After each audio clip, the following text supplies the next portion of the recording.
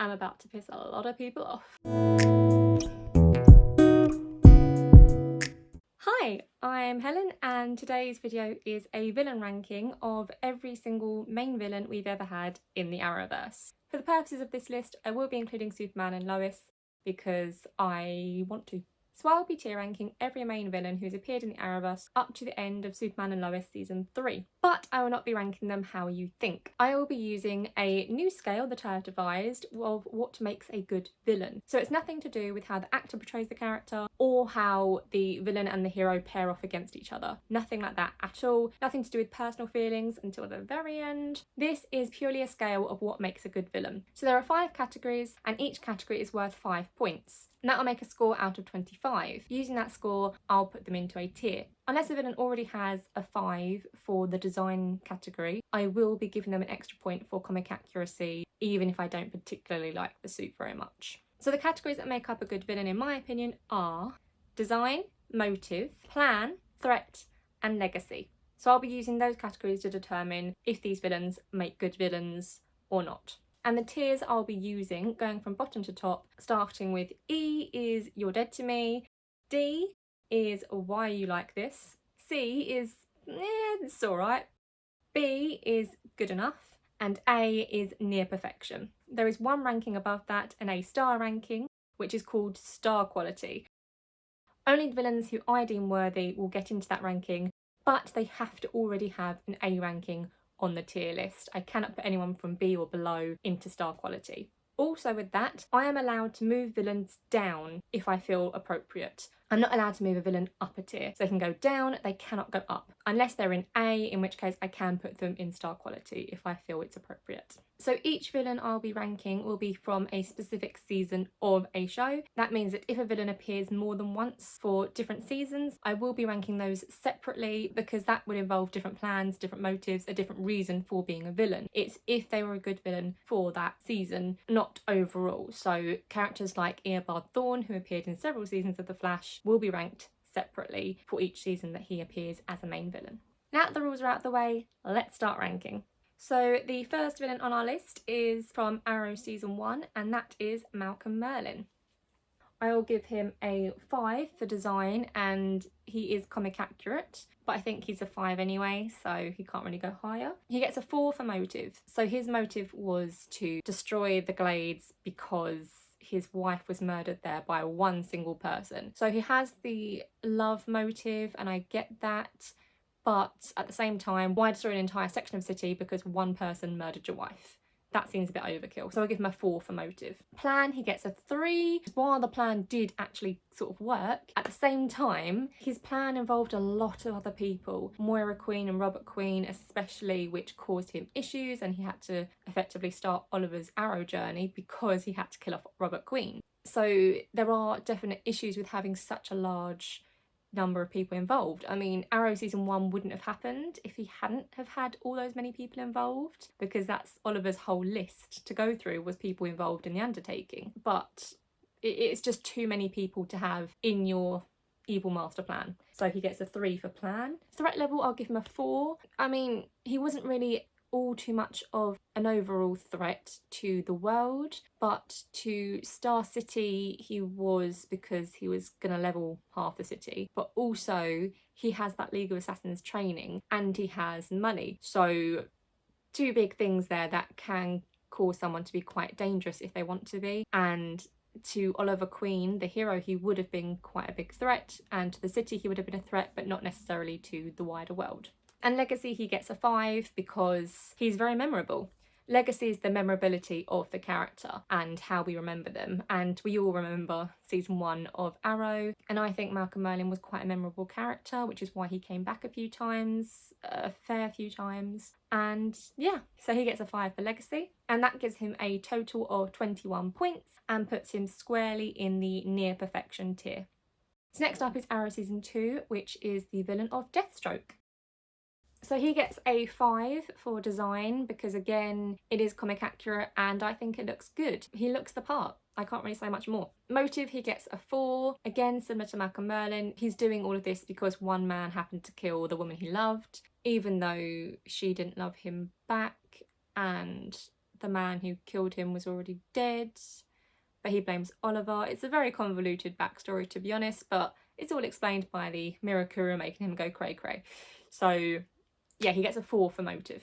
Plan, he gets a 5. Slade's plan was a long time in the making, and he very much had a very good plan, and it worked again. So I will give him a 5 for plan. And if anyone has read the Arrow Vengeance novel, which I have either already released a video for or I'm about to release a couple of videos for, that novel actually covers how Slade made this plan and the backstory to season 2 for the villains. So it is a very good plan. It required an entire TV series and a novel to explain. So he gets a 5. Threat level, he gets a 5 again. It was a big plan that involved destroying an entire city and possibly levelling it, considering Amanda Waller came in with Argus bombs. Plus he made an entire Mirakuru army. It's a big threat. I'll give him a 5 for that one. And legacy, I've given him a 4, and I don't remember why I only gave him a 4. Oh well, I'm changing it. He's getting a 5. So he has an overall score of 24 points, and that puts him into the A tier again.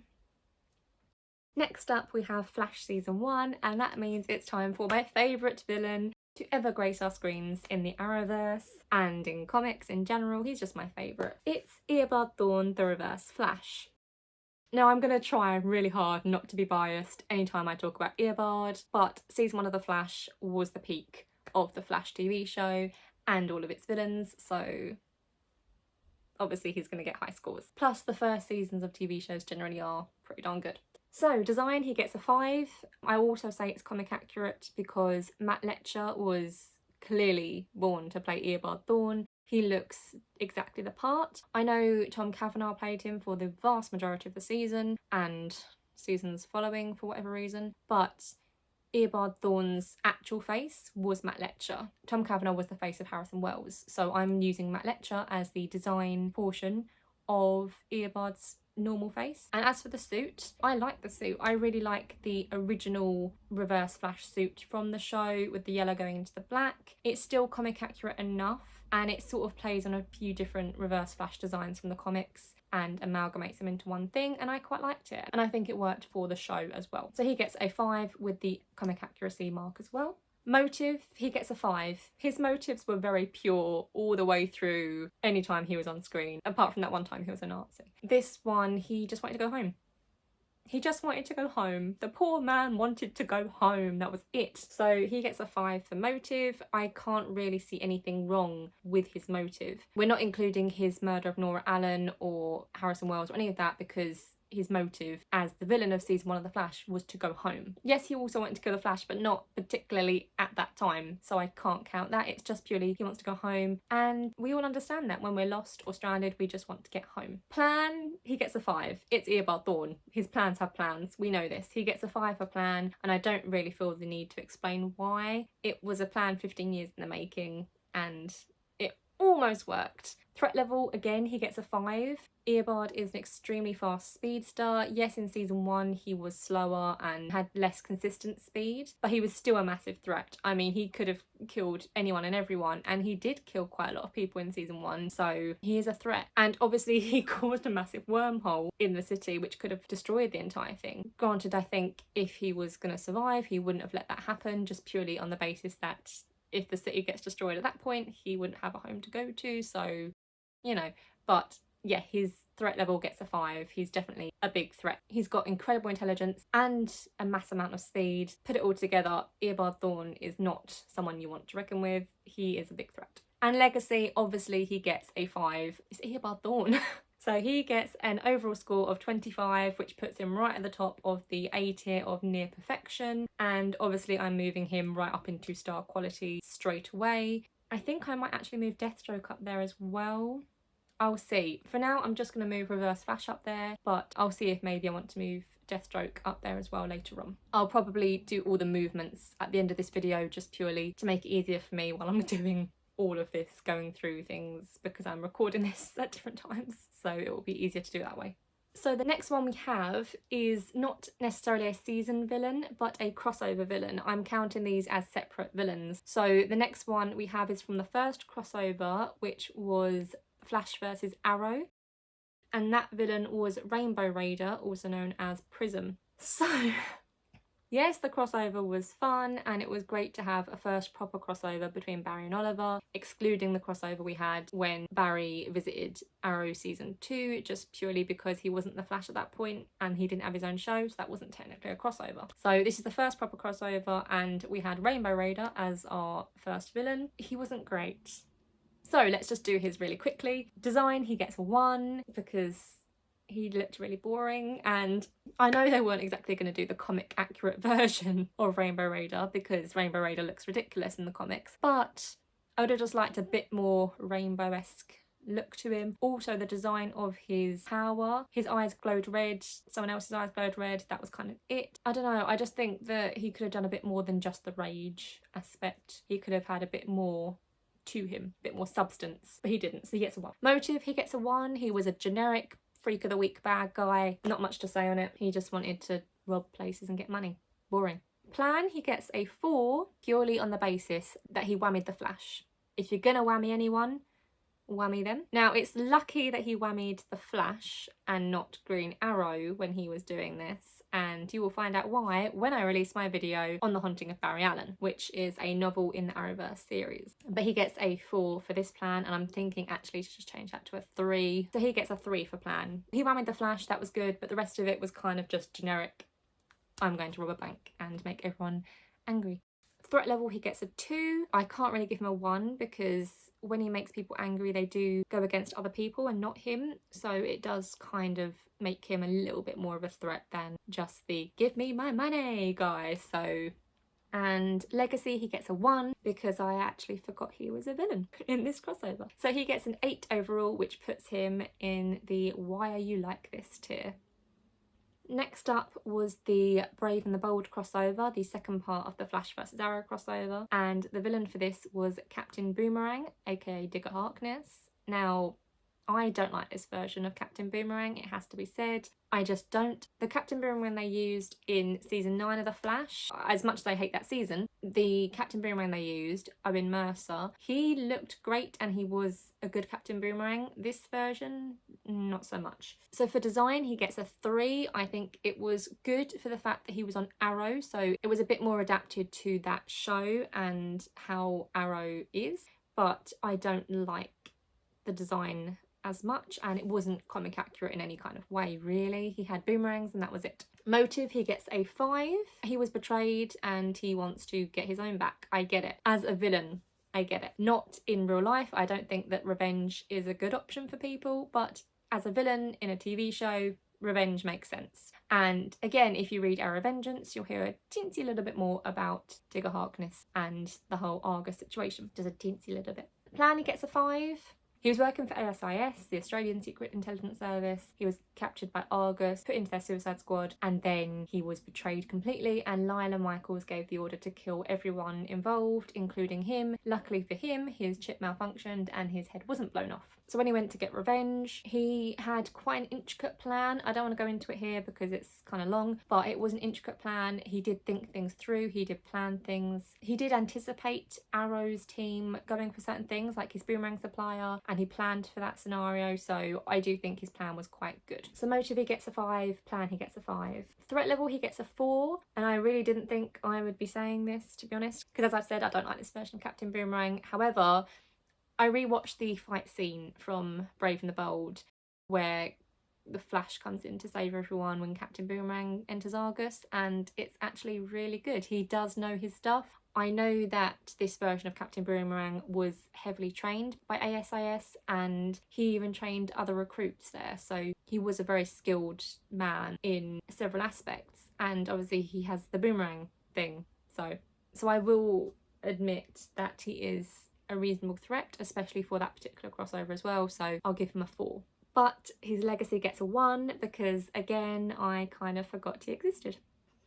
So that gives him an overall score of 18, which actually does sit him in the B tier of good enough. And personally, yeah, for that little crossover, he's good enough. Next up is Arrow Season 3's villain, which is Ra's al Ghul. His design gets a 3. I feel like Ra's al Ghul was not a white man in the comics, but other than that, his whole look was quite good. He was kind of comic accurate at times. In the outfits, he was kind of comic accurate at times, so I will give him that. And the look of the League of Assassins was quite good as well, so, you know, I'll give him that. I'll give him the 3. Motive, he gets a 2. I kind of hate the fact that Arrow used so many Batman villains as Arrow villains. You may as well just make a Batman show or use actual Arrow villains for Arrow, but whatever, this is what we've got, so we're going with it. Yeah, he gets a 2 for motive. He just wanted to make Oliver his next bitch, so he just wanted to make Oliver his bitch and then make him the next Ra's al Ghul, and it just doesn't make sense to me. It was just kind of boring, and also I've seen that before with Batman, so yeah, nothing new there. If you're gonna use someone else's villain for another character who's not typically associated with that villain, give him a different motive, give him a different storyline to use. So yeah, it was kind of boring. And also it didn't really make a whole lot of sense as to why Ra's would single out Oliver Queen personally for that. In a world where Batman actually did exist, as we know from Batwoman, it doesn't make sense why he'd single out Oliver Queen for that. So motive, he gets the 2. Plan, though, he gets a 5. He's a man with a plan, not gonna say. I didn't really find anything wrong with his plan, so I had to give him the full marks for that one. Threat level, he also gets a 5. I mean, he has an entire league of assassins at his disposal, so yeah, that's kind of a big threat. And as we know, they are very silent. They all work in the shadows. You know, it's a big threat, I would say, going up against the League of Assassins. And also he's quite old, so he has a lot of experience, a lot of knowledge. He does have the Lazarus Pit as well. There's a lot of elements to Ra's al Ghul as a character, so I will give him the 5 for the threat level. Legacy, he gets a 4 because while I remember him, I didn't really remember the plan and I did have to look it up. So yeah, he gets a 4 for Legacy. And that gives him an overall score of 19, which puts him into the good enough tier. So next up, we are looking at Constantine. So I'm really upset about Constantine because it was cancelled halfway into its first season. We only saw half of the season. We didn't see the full season. And I know that because there were scripts leaked for the next couple of episodes, and I haven't read them because I couldn't find them, but also it would have made me upset to know what we would have missed. So had this have been on the CW, not NBC, the show wouldn't have been half as good because they wouldn't have been able to do certain things on CW that they could on NBC, but it was cancelled by NBC, so we didn't get the rest of the season, and that's very upsetting. It means that I have 2 villains for this one because essentially the first half of the season did involve a villainous character, but at the very end of the last episode that we see, we do find out that a character we think is an ally is actually the villain. So I think that the first villain would have actually become an ally and helped out with the main villain afterwards, but we'll never know, so I'm including both of them here. So the first one is Papa Midnight, and he's the one who I think would have actually been an ally to John Constantine by the end of the season and would have helped him against the Bruja and the other main villain. So I am including him here as a villain, but as I say, I think he would have actually turned out to be an ally instead. But he was the antagonistic character that John had to deal with for the majority of the first half of that season, which we saw on TV. So his design gets a 3. I think he looks good. He's not exactly comic accurate from what I remember of Papa Midnight in the comics, but he looks good. I think the actor looks right for the role. I think the costumes were great. I liked it. I think it worked for what he was doing. Motive, he gets a 3.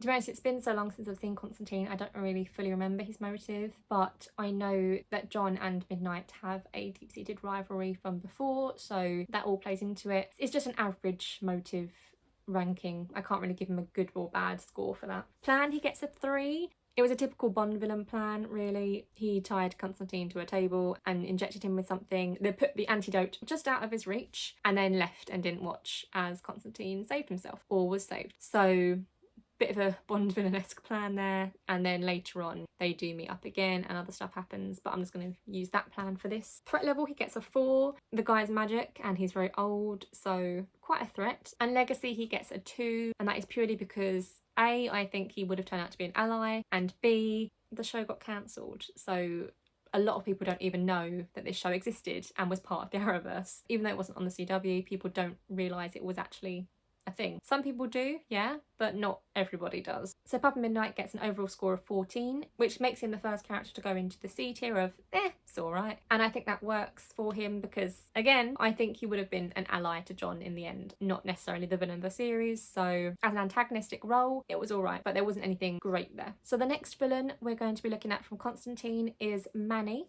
Now, Manny was an angel, and it turns out at the very end of the last episode that we get to see, he was actually a fallen angel who was working with the Bruja, and I believe he was actually the leader of the Bruja. And they were the ones who were constantly talked about by John and Papa Midnight and other magic users as being the evil force that they were eventually going to fight at the end of the season. And Manny was involved, or even the leader of them. And we find that out right at the end of episode 11, I believe, is the last episode we see. And it was a great mid-season finale cliffhanger because you were following this guy as an ally and a friend this whole time, and then suddenly it turns out he's the bad guy. It was a great twist and a great cliffhanger, and Manny probably would have made a really good villain. Now, as far as I can tell, Manny was an original character for the show and not necessarily from the Hellraiser comics. I couldn't find any reference of him from before the show, so I'm putting him as an original character, which means he's unable to get the extra point for comic accuracy. However, that means I just discount the comic accuracy thing altogether. He still gets a 4 score from me. He looked quite good when he was in an angel-esque form. The wings were nice. The eyes, I think he had some weird eyes going on, which looked good. But other than that, there wasn't much to it. He was wearing general clothes most of the time as well, so that was kind of it. But he gets a 4 from me. There was nothing really wrong with it.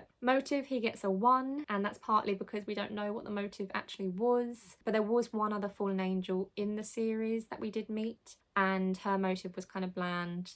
So yeah, Manny gets a 1 for motive. Plan, he also gets a 1 purely because we didn't see what his plan was at all. The only thing we knew was that he allied himself with John Constantine at the beginning, but that was a false friendship. That's all we know, so I can't give him anything for plan at all because we just don't know what the plan was. Threat level, I'm giving him a 4 because he was a fallen angel in disguise, so he could get away with a lot more, and he was potentially the leader of the Bruja, which means big bad things. I know that what happened to John and Papa Midnight was they felt their magic waning, and other magic users did feel their magic sort of disappearing almost, and that was something to do with the Bruja and what they were doing. As they rose up, these guys went down, so I think it would have been quite a threat if it had have ended up that the big bad was going to take away all magic from everybody else, sort of thing. So I think that would have been quite a threat. Legacy, he gets a 3 because it's just an average score. The thing that about the Constantine series that really still sticks in my mind is that mid-season finale cliffhanger, so I will give it a 3 at the very least, but I can't really put it higher because he wasn't a villain for long enough. He was a villain for 2 seconds, so I can't really put it any higher. So overall he gets a score of 13, which puts him also in the C tier of, yeah, it's alright. Next up we have The Flash Season 2, and this is where people are going to really start to hate me, I can already tell, because our next villain we're going to discuss is Zoom, who is a terrifying villain, and yes, how they used him was good, but I think he's massively overrated as a villain. Again, we're not going with the pairing of him versus the hero and all of that. It's nothing to do with how the actor portrays a character, nothing like that. It's just taking the villain by the bare bones and looking at that. And he was overrated, I'm sorry. Design, he gets a 5. He's not comic accurate in the slightest. Comic accurate Zoom would look identical to Reverse Flash, really, which would be boring. So I get why they made the change, which is why he doesn't lose a point for not being comic accurate, but he was massively terrifying. So he does get a 5 for design. I really liked how they did the design for Zoom, especially with the mask. It looked very ghoulish and he was just terrifying. The voice and everything like that, and the little beady eyes, it was all just terrifying altogether, so he gets a 5 for design. Motive, however, he gets a 2. He wanted to be the fastest man alive. That was it. That was all it was. He wanted to be faster than everybody else, and to do that he was going to kill everybody and take over his world for reasons undisclosed, and then take over Barry's world for reasons undisclosed, and then take over the multiverse for reasons undisclosed. So he wanted to be the fastest man alive, and that was it. I gave him a 2 purely on the basis that there was a motive there, and that motive was followed throughout the season, so I'll give him a motive score of 2 rather than 1, but he doesn't get any higher than that. And it only gets worse from here. So for a plan, he gets a 1. He did not have a plan. Zoom never had a fucking plan. It really gets to me, season 2 of The Flash, because there was no plan there, ever. I'm sorry. He did a lot of things that were big and bad and scary, but none of them were actually related. I thought his plan could have been just getting cured, but that didn't actually happen and didn't sort of work fully, and then he carried on. I thought, okay, well, maybe he wants to kill Barry, but he could have just done that from the start. There was no reason for him to try and get Barry to go faster and to defeat the Earth 2 villains. There was no reason for him to send the Earth 2 villains. His plan was non-existent. At the very end of the season, he suddenly had this plan of racing Barry to destroy the multiverse, and he was going to keep Earth 1, but that was just nonsensical and just made up for the finale. It's like the writers got to the end and then went, oh, what was his plan again? Did we actually give him a reason for doing all of this and to actually have something to do? Oh, we'll just get him to race Barry. That's what speedsters do, isn't it? They just race each other. That was all it was. So I'm sorry for the Zoom hate, but he is not getting any higher than a 1 for plan. He only gets the 1 because he did some things. Nothing was consequential, he just did some things.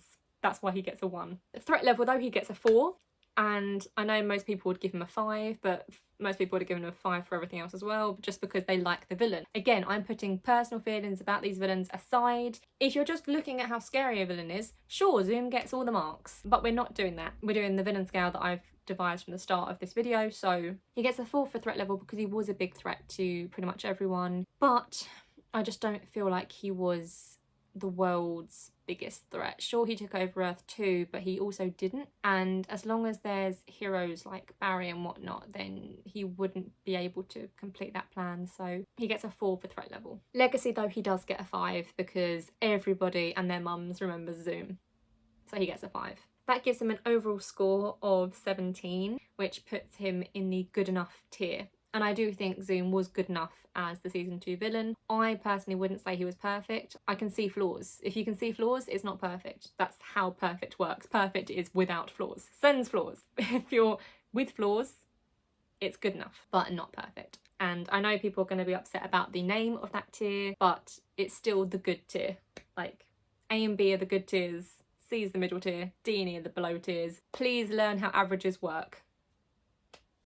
Hey, Editing Helen here. So whilst I was editing this video, I realised that I'd actually forgotten 2 crossovers completely, both of them being Supergirl Flash crossovers. So I'm just slotting in the first one here, which is the world's finest crossover, which featured Silver Banshee and Livewire. So I'm just going to run through those 2 real quick.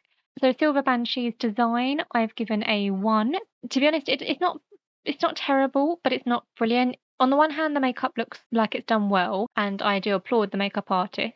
However, it also looks like the makeup you would have at a fancy dress party, not for a supervillain in a TV show. So I have to just give it a 1 here. It just kind of looks bad for an actual person in a television universe, so she gets a 1. Okay, having said that, I can see similarities between Silver Banshee's makeup and the look of the DC Comics counterpart. So for that reason, I will actually bump her up to a 2 for the design because it is slightly more comic accurate. So I'll give her the extra point there. Motive, she gets a 3. So Silver Banshee is Siobhan and she has a family curse and has to destroy the person who wronged her, who in this case apparently is Kara. So she has to go after Kara and that's her motive, but I don't really quite get it. So I've given her a 3 because it's sort of average. Her plan, I've given a 2 because her plan was to take out Supergirl so that she could get to Kara. But in order to do that, she kidnapped Cat Grant to lure Supergirl. So if she could get to Cat Grant, she should have been able to get to Kara. Obviously, she didn't know that Kara was Supergirl, but that's the point. She got to Cat Grant. She should have been able to get to Kara without an issue. So her plan gets a 2. Also, who goes up against Supergirl and the Flash at the same time? Ridiculous. Threat level, she gets a 1.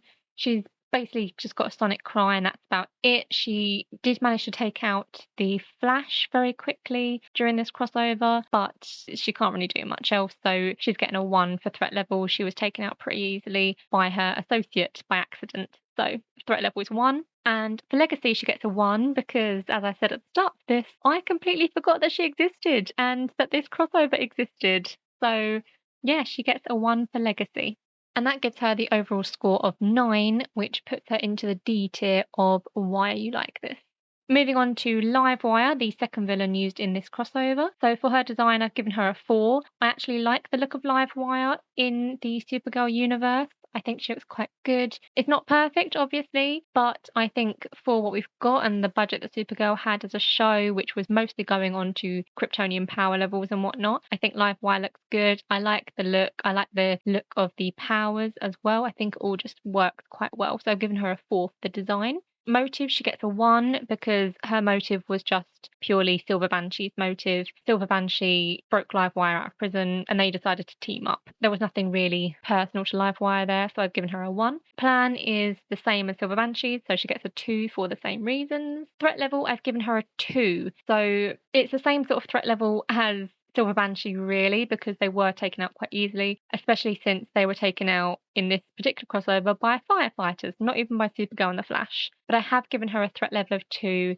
just because she did manage to take out one of the heroes and she is quite a threat. She has a very good power set, which I think is quite threatening, and I personally would have actually liked to have seen Livewire in a bit more of the show. I know she did come back in later, but that wasn't really in a villainous role as such, and I just wanted to see more of her, to be honest. So I'm going to give her a 2 for threat. And legacy, she gets a 1 for the same reason as Silver Banshee, that I did not remember this crossover at all, so I kind of forgot all about her. And that gives her an overall score of 10, which puts her just at the top of the D tier of why you like this. So that's the world's finest crossover complete, and now we can get back to the rest of Supergirl Season 1. Okay, next up is Supergirl Season 1, and yeah, I didn't like this season much. So we've got General Astra first, who is Supergirl's aunt. She gets a 3 for design. She was an original character. She's not from the comics, again, as far as I could see. She's sort of average design. It's kind of bland, but it looks like a Kryptonian military outfit that I could imagine, so yeah, I'll give it a 3 for the design. Motive, she gets a 4. Her homeworld was destroyed and she saw the same thing happening on this new world that they'd found. So yeah, she wanted to try and save the world. Again, it's like the environmental type situation, but she just went about it a really bad way. Plan, she gets a 4. I did have to look up this plan because I forgot what it was, but they were going to use that myriad thing and mind control everyone on Earth to be better citizens. Kind of like the villain plan from Stargirl Season 1, but yeah, that was the plan, so she gets a 4 for that. Threat level, they also get a 4 because again, they were trying to mind control everyone on Earth. She can't get a 5 though, just because it was for lack of a better word, good intentions, not evil intentions, so she gets a 4 for it. Legacy, however, she gets a 2 because while I did remember that she was the main villain of this season, I didn't remember anything that she did, so I just knew that she was there and she got killed halfway through. So she gets a score of 17 and that puts her in the good enough tier.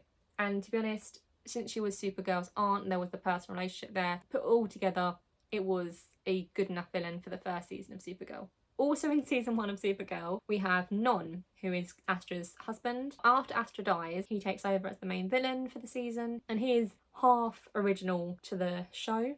I did find some reference of Non in previous Superman type lore, so he will get a 4 for design. I think his design was a little bit better than Astra, purely because Astra just had a single streak of silver in her hair to differentiate between her and Supergirl's mother, so it was a bit weird. And why do they always use a silver streak? Why not just have grey sort of all over? It doesn't make sense to me. Or just change the colour of the hair altogether, but whatever. So he gets a 4. I think he just looked a little bit better than Astra, and again, it was sort of like military-esque Kryptonian uniform, so it made sense, but nothing exciting, so we can't get a 5. Motive, he gets a 3. He did originally technically have the same motive as Astra, but when he took over as the main villain of the season, he was doing it for more nefarious reasons than her. He wanted to control the population, not save the planet. It was a bit generic bad guy, you know. Plan, he gets a 4. It was the same as Astra's, nothing more to say. Threat level, again, 4, same as Astra, nothing more to say there. And Legacy, same as Astra, it's a 2 because I actually forgot all of their plan and had to look it up. So he gets a 2 for Legacy because he wasn't very memorable. So that gives him, again, a score of 17, putting him in the B tier of good enough.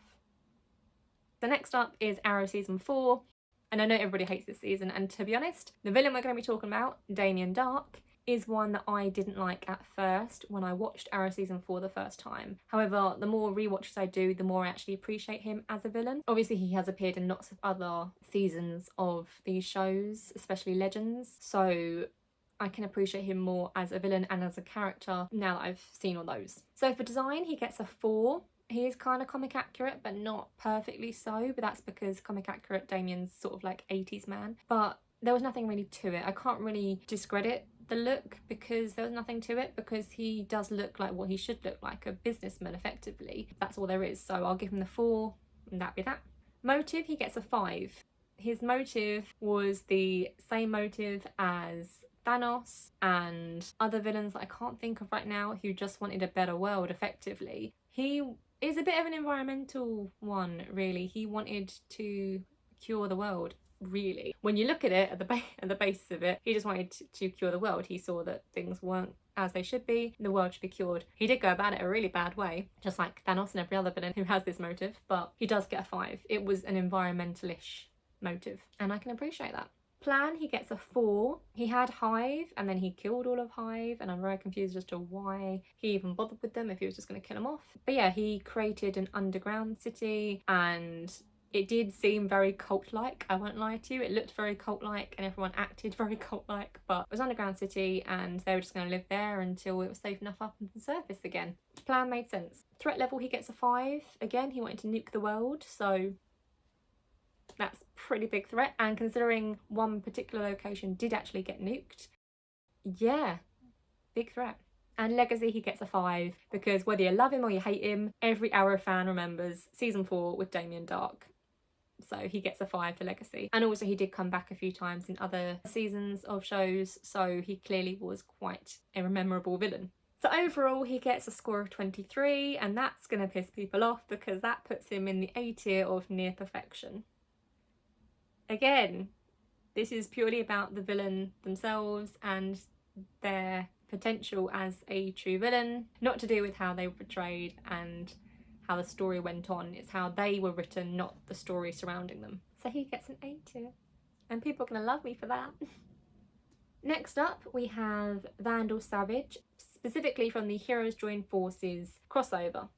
Now, I know a lot of people didn't necessarily like this, but I did. It was supposed to be a precursor to Legends, but it really wasn't, because the only people who appeared in Legends from that were Vandal himself and the Hawks. No one else from Legends was in that crossover, and no one from that crossover was in Legends, so it doesn't make sense. So, design, he gets a 4. It's not exactly what I would think as comic accurate, but for what they were going for, it was alright. Overall, I think he looked alright. There was nothing really bad I can say about it, so he gets a 4 there. Motive, he gets a 2. Generic bad guy, I want to rule the world motive. Also, I want to be immortal motive.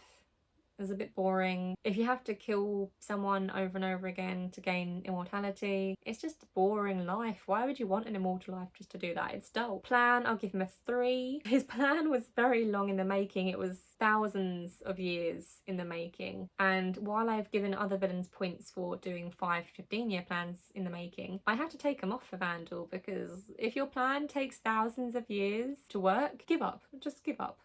That's a terrible villain plan. But yeah, all his plan was in this particular crossover was to kill the Hawks. That was it. Threat level, he gets a 4 just because he is an immortal being. Even though he was killed at the end of the crossover, he still comes back because Malcolm Merlin decided to save him for whatever reason. I don't think that was ever actually brought up again. Malcolm said, "You owe me one." That was never brought up again, so I'm a bit confused there as to what was originally planned for that. So threat level is 4. I mean, he did essentially nuke Central City at one point. I think it was Central City. He nuked a city at one point, and then Barry had to reverse time to redo the day. So he was quite a threat. I'll give him that. Legacy, he gets a 3 because I also kind of slightly forgot that this crossover existed. When I think of Vandal, I think of Legends Season 1. I don't think of this crossover. So yeah, he gets a 3 for Legacy. That gives him an overall score of 16, which puts him just behind Supergirl Season 1's villains, but still in the B tier of good enough. And yeah, you know what? He was good enough for this crossover. And next up we have Vandal Savage again, but this time for Season 1 of Legends. Design 4 again, nothing more to say. It was the same thing. It is what it is, and I just love the big overcoat thing. Motive, he gets a 3 for Legends. So it was generic bad guy, I want to take over the world. And again, it was thousands of years in the making. Plan, he gets a 4. It was a very extensive plan. During Season 1 of Legends, he did do certain things to help himself. He had several little plans throughout the eras, and eventually his whole plan was just take Kendra, kill the Hawks, or kill one of the Hawks and keep Kendra. He was trying to find immortality in other ways and then take over the world. And he had several plans, he was very manipulative, and his plans worked, so you got to give him credit where he's due. Threat level, he gets a 5, because by the end of season 1 of Legends, he did have access to a time machine, so that, along with all of the other stuff he's done, all the knowledge he has from his thousands of years of life, everything else, yeah, he's a big threat, so he gets a 5 for threat level. Whether you like season 1 of Legends or not, he was a big threat, because he wasn't just a threat to the world as it is, he was a threat to time. You know, it's a very big threat. Legacy, he gets a 4, because whether you love him or hate him, you remember him. And yeah, I certainly remember season 1 of Legends as Vandal Savage, so he gets a 4 for that, which gives him an overall score of 20, which puts him in the good enough tier. And next up is another villain from season 1 of Legends, which is the Time Masters. Now, the Time Masters were just discount Gallifreyan Time Lords from Doctor Who, but then again, Legends of Tomorrow is just Doctor Who with superheroes, which is probably why I loved it so much. Their design, they get a 2. Again, they're just discount Time Lords, nothing much to them other than the generic Time Lord type look. It was just a bit of an obvious Time Lord look, so I can't really give them higher than a 2. Had it been an original look and not so very clearly based on Time Lords and Doctor Who, I would have probably given them higher score just for the detail, but it's a 2. Motive, they also get a 2. I don't really remember what their motive was. It was something to do with the Thanagarian War that never happened, and it was never brought up again. And considering the Legend stopped Vandal Savage from doing the thing that the Time Masters made him do so that he would have control of the world when the Thanagarians attacked and everything would turn out okay, you'd think that they'd bring up the Thanagarian War again at some time, just at some point in the future. And who knows, maybe if the actors for the Hawks had have stayed, because they left after the first season. So had they have stayed in the show, maybe they would have done the Thanagarian War down the line. But they didn't do that, so it just didn't make sense. So their motive is kind of nonsensical, so it's a 2. Their plan is also a 2. Why are you getting Vandal Savage to do all your shit? Okay, so their plan was to get Vandal Savage to kill Rip Hunter's family so that Rip would then recruit a load of people who would become the Legends to stop Vandal Savage, so that the Time Masters could then go, no, we've been planning this from the beginning. You're doing exactly what we want you to, but so is Vandal Savage. It just didn't make sense. Why would they were they just playing with toy soldiers? It honestly just seems that the Time Masters used Rip and Vandal as Barbie dolls and were just mashing them together or something, because it was stupid. That their plan was, I can't find sense in their plan of why they wanted Rip to go through and stop Vandal Savage from doing things that the Time Masters had wanted him to do. I can't find the reason for it, so their plan gets a 2. The only reason their plan isn't a 0 or a 1 is because the plan exists. As stupid as the plan is, it's there. And also, they used the Oculus device to manipulate and control people who weren't in the time stream. As if you weren't travelling through the time stream and you were just on the outside doing your daily life, they were controlling people and all that. So they do have there was something else there. It just there wasn't anything to it, but I will give it a 2 for that. Threat level, they get a 3. Technically, they can travel through all of time and they do have the Oculus to manipulate people throughout time, but that's it. What the Time Masters did with that was they could have had so much more potential as a threatening force had they have stayed and been the threat later on in another season, but they weren't, so threat 3. They're average threat. And Legacy, they get a 2 because I kind of always forget that they exist and it was stupid. I don't remember them well. I remember them as stupid characters. So their overall score is 11, which puts them in the C tier of it's alright. Next up is Flash Season 3. And we will start with Dr. Alchemy, who was the villain for half the season. Yes, technically Savitar was causing all of this, but for half the season we saw Alchemy as the villain. So for design, he gets a 4. He's not comic accurate. As far as I can remember, he's not comic accurate, but he does look good. I don't know why they chose the Plague Doctor mask style for him, but it is creepy as hell, so I think it works. And obviously it does lean into the whole alchemy aspect. Yes, alchemists back in the medieval period didn't wear those masks. They were Plague Doctor masks. In the beak of the mask they would put herbs in there, which they thought would protect them from the plague. So alchemists didn't have any reason to breathe in herby smells. They were just trying to make gold out of not gold, so they didn't have the need to do that. So I don't know why they chose the Plague Doctor mask for Dr. Malcolm, but I think it looks good and scary, and the hood and the whole outfit looked good. So he gets a 4 for design. However, for both motive and plan, he gets a 0. He didn't have his own motive. Julian Albert did not know what he was doing as Dr. Alchemy, and Dr. Alchemy was effectively working for Savitar without any actual choice in it. So he gets a 0 for that. Plan, again, he did not have a plan. It was Savitar's plan, so he gets a 0. There was no plan. He was doing what Savitar wanted him to do, what Savitar was making him do. He doesn't have a plan or a motive. He gets a 0 for both. See, I'm being harsh here. Threat level, I'll give him a 3 because he does have followers, but there wasn't much to it. He's got an average threat level because he did have a full half a season as the villain, and he was working quite a lot in secret, so he could make all these new metas from the Flashpoint timeline, but there was not much threatening to him or to Savitar's plan that he was fulfilling, so I can't really give him more than that. So he gets a 3 for threat. He's an average threat level. And legacy, he gets a 2 because I remember him, but that's about it. I remember him. That's kind of it. And that's mainly, I think, due to the plot twist that it was Julian all along. So he gets a total of 9, which puts him in the why are you like this tier. And I think that's kind of right for Dr. Alchemy because he had potential to be a villain in his own right and to be quite a good villain, and he wasn't. Next up is Savitar, also from Flash season 3. People aren't going to like me here either.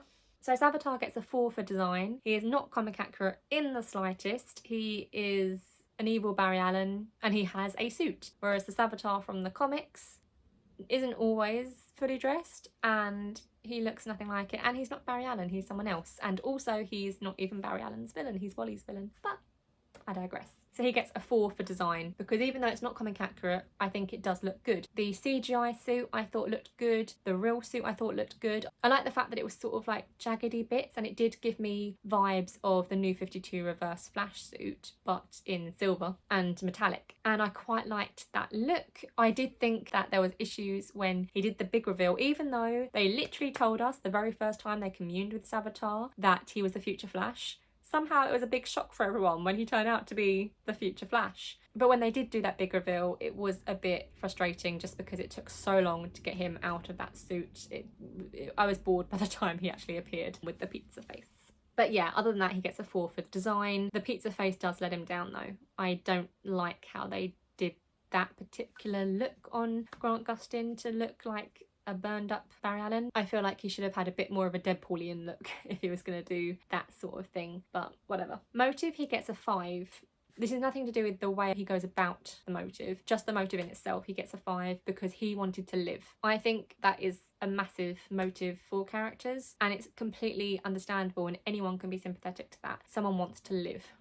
You can't really say anything horrible about someone wanting to live. So yeah, I think that is a big motive, so he gets a 5 there. Plan, however, he gets a 3. The way he goes about his motive is by trying to kill his own wife in front of his former self so that he exists. I know there's not really much else he could have done, but the whole idea of Barry being Savitar just kind of takes away from everything that Barry Allen's character is, so it's hard not to critique Savitar, the character, on those as well. His plan was to kill his own wife in front of his own self so that his former self would create him to stop him. It was very convoluted. I think they should have just not had Barry Allen be Savitar. It would have made more sense with the whole plan. Threat level, I was going to give him a 3. I was going to give him a 3, but I'm actually giving him a 2 because literally all Barry has to do is not create him and he's gone.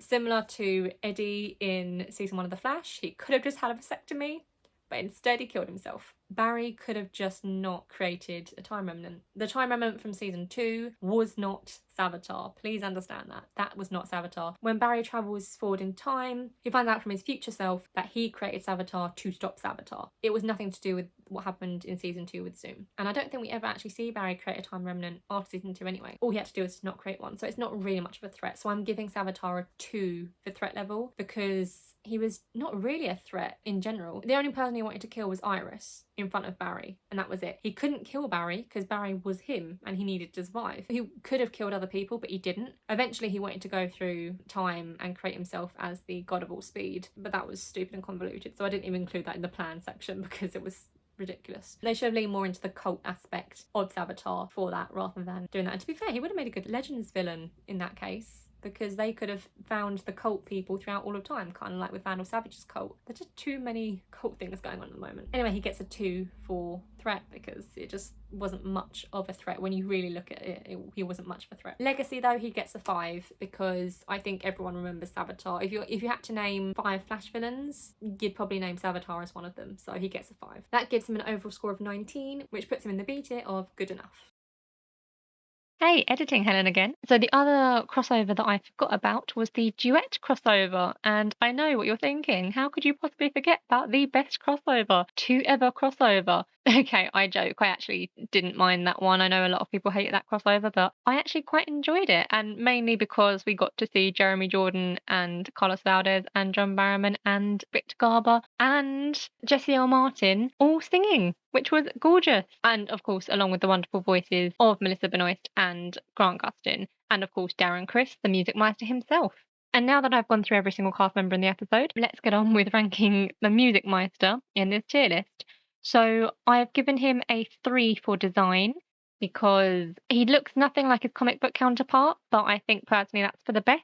He looks good. Obviously, it's Darren Criss, so he's going to look good no matter what, really. But his outfit kind of suits the necessities of the episode, and he does change depending on the scene he's in for whether he's in the real world or the 1940s bar. So I think the design works. I've given him a 3, which is just average score. Motive, he gets a 1 because he is a villain who was doing villainous things throughout the episode, like robbing a bank and whatnot. But his motive, the reason he did all this, was to ensure that Kara and Barry knew what love was or something. It was something stupid which didn't really make a whole lot of sense with what he was doing in the episode whilst they were in their coma, but whatever, that was his motive. It was shit, so he gets a 1. Plan, however, he gets a 5 because I can't really fault his plan. His plan was coherent and it was clearly laid out. He knew what he was doing. It was all very clearly tied to the motive that we're given for him, and it worked in the end. So I have to give him a 5 for the plan. He did what he set out to do, and the plan is very clearly linked to the motive. Threat level, he gets a 1 because he's not really much of a threat. Yes, he can take people's powers while they're comatose and they're in his dream world, but at the same time, he wasn't really a threat to anyone. He robbed a bank, sure, but I mean, we're just kind of ignoring that because I still don't know why he was doing that, considering his motive was apparently to help Kara and Barry find love or figure out love or whatever it was. So he gets a 1 for threat level. He wasn't really a big threat to anyone. And legacy, he also gets a 1 because I didn't remember this crossover. I completely entirely forgot it, and I'm hoping this is the last crossover I've forgotten. So that gives him an overall score of 11, which just about puts him in the C tier of it's alright.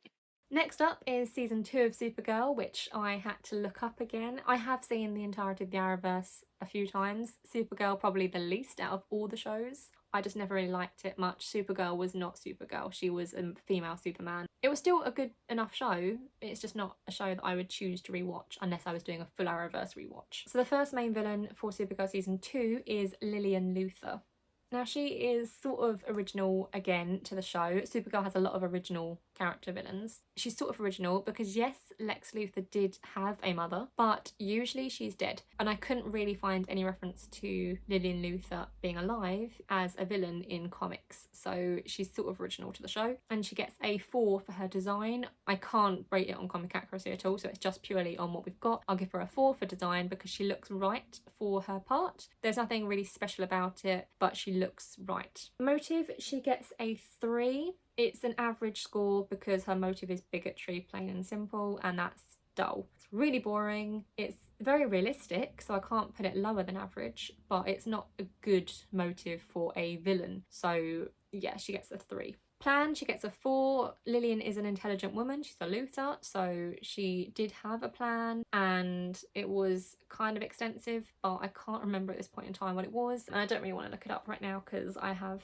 like 60 more of these to go through. So yeah, she had a plan. I'm giving her a 4. It wasn't a perfect plan, but it was a plan. I know that she did capture Supergirl at one point and she had Supergirl's adopted dad on her staff forcibly. There was a lot to it, but it wasn't a perfect plan, so she gets a 4.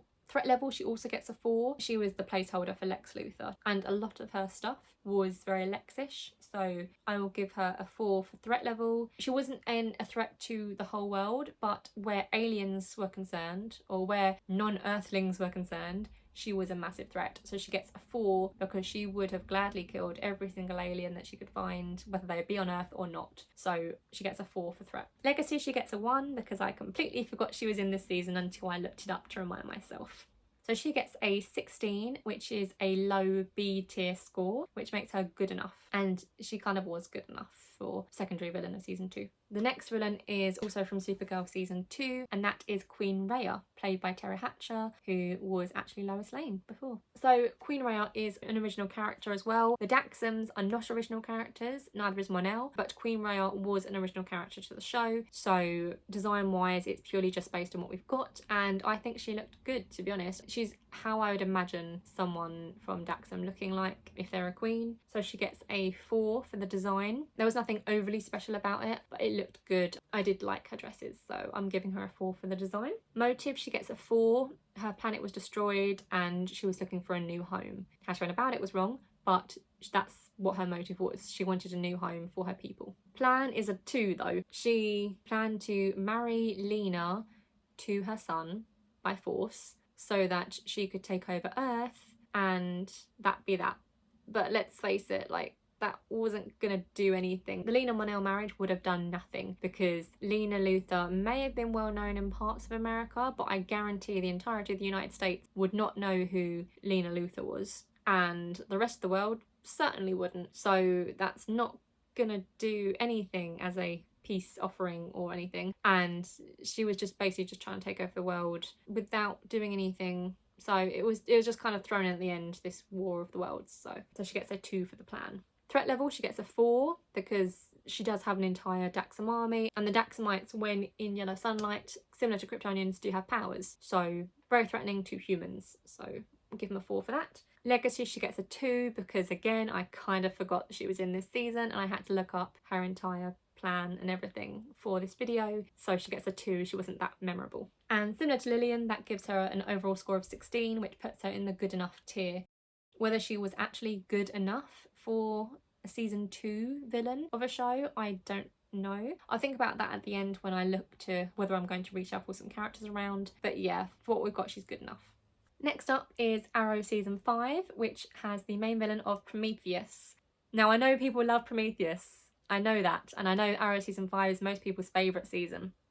So I'm sorry, I'm about to disappoint you all. So in season 5 of Arrow, Prometheus makes a good villain for Oliver and for the story. Yes, but is he a good villain in general? Not exactly. So let's just start with the scoring. For design, he gets a 5. Now, Prometheus is an OG-ish character. So the character who was Prometheus in the show was Adrian Chase, and he does exist in the comics, but he's known as Vigilante. And there was a Vigilante in season 5 who was not Adrian Chase, but was actually Dyndrake's ex, and Adrian Chase was actually Prometheus. Now, I kind of guessed this from the start, I'm not gonna lie. As soon as he appeared on screen, I was like, that's the bad guy, him right there. And I do that with a lot of bad guys, to be honest. They're often quite obvious, and I didn't know Adrian Chase before this series, so I wouldn't have guessed he was Vigilante. Anyway, so he's kind of original, but not entirely. So I will give him a 5 for design. There's no real comic accuracy to be had with this because Adrian Chase Prometheus doesn't exist in the comics. But I'll give him a 5 for design. I do think it looks good. He looks very intimidating,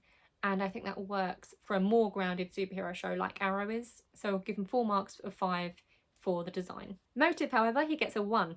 So his motive was that in Arrow season 1, Oliver killed his father. However, he very clearly states that he doesn't even like his father. So he goes to all this trouble, and it's a lot. His whole plan is very convoluted and big. He goes to a lot of trouble, and he does all of this to avenge a man he didn't even like, let alone love. I can't give him marks for that. He's got a 1 for motive.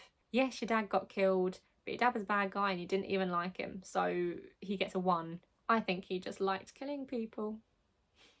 Plan, however, he gets 4 marks again of 5 because while it was incredibly convoluted, it was a good plan and it worked, and it did cause a lot of psychological damage to Oliver as well as actual damage to everyone else. I think his plan was good. I mean, he blew up the entire Triple Neo at the end, and he killed himself to ensure that happened. That bit kind of confuses me, but his plan was there. It was very present the whole way through. He very clearly had this plan the whole way through. Credit where credit's due. He had a good plan, so it's a 5 for plan. Threat level, he gets a 4.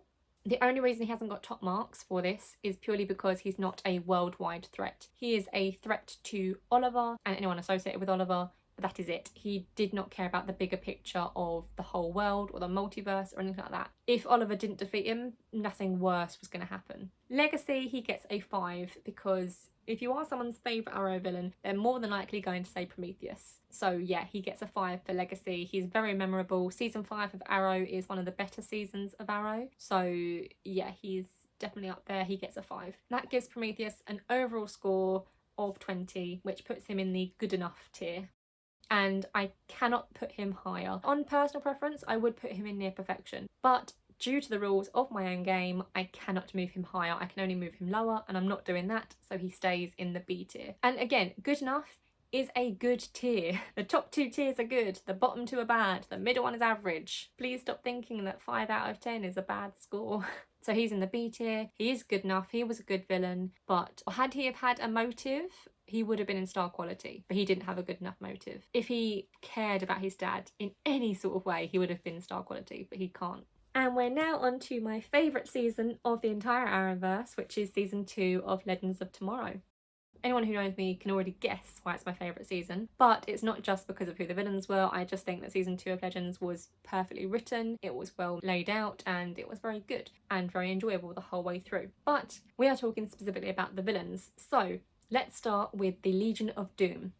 And I will be talking about the Legion of Doom as a whole for this particular portion of the video. The design, they get a 4. So the Legion of Doom included Eobard Thawne, who is the leader, Malcolm Merlyn, Damien Darhk, and later on Captain Cold and Heatwave as well, except Heatwave was sort of not fully in the Legion, but we are including him here because by the end he was in the Legion. So that's who the Legion of Doom is in this particular season of Legends, and I think they worked really well. They had enough differences between them, even though Damien and Malcolm were kind of the same, because this is Damien Darhk pre-powers. This is him before he ever has magic powers, so it's purely just League of Assassins training and immortality for Damien, whereas Malcolm is League of Assassins training and business acumen, I guess. That's him post season 4 of Arrow. And Eobard Thawne is post Flashpoint. And they do make it clear that that is an Eobard Thawne who has lived through season 1 of The Flash. And I think it works. You've got 2 rogues in there, you've got a couple Arrow villains, you've got a Flash villain. It works quite nicely for a team, and their power sets range from vastly different to slightly different, and I think it works. And their personalities, even though they're all villains, are very different, and I like that. And I think there was a good rapport between the team members. So their design gets a 4, only because their headquarters was the Desolate Vanishing Point post Legends season 1, where they destroyed the Vanishing Point. So there wasn't much to it. Had they have had a proper headquarters, I may have given them 1 more for the design, but they didn't. It was just them working out of this dull building. There was a part later on in the season where they had a headquarters that looked a little bit like the Legion of Doom headquarters, but that wasn't an alternate reality, so I can't include that as part of the design because that was more of their plan. Anyway, they get a 4 for design. Their motive, they get a 5 because there was varying motives throughout. One of them wanted to live, one of them wanted to have his hand and his life and his family back. One of them wanted to have power, one of them wanted to live, and another one just wanted to not be treated like an idiot all the time. So I think that there was a range of motives and they all melded together to create this singular goal of getting the Spear of Destiny and changing reality. Their plan also gets a 5 because Eobard Thawne was the one doing all the planning, so obviously it gets a 5. They just had to track down all the pieces of the spear, put it together, use the spear, boom, done. And they get full marks for this specifically because their plan worked. Their plan worked. There was 2 whole episodes in the alternate reality, and I love that. I love in a series where the villain actually wins and the heroes have to defeat them after the point. I love that, and that's why I loved Avengers Endgame and Infinity War so much, because the villain won at the end of Infinity War and they had to try and figure it out in Endgame. So in Legend season 2, spoiler alert, the villain wins and they are in a different reality for 2 episodes. So yeah, the plan was bloody good. Threat level also get a 5 for the same reason. Their plan worked, and with the different skill sets of the villains in the Legion, it just worked really well, and they were a big threat to pretty much everyone. And Legacy, they get a 5 because I will always remember season 2 of Legends of Tomorrow. It's my favourite season of the Arrowverse altogether, and the Legion of Doom are a huge part of that. So they have an overall score of 24, which gives them an A tier ranking of near perfection.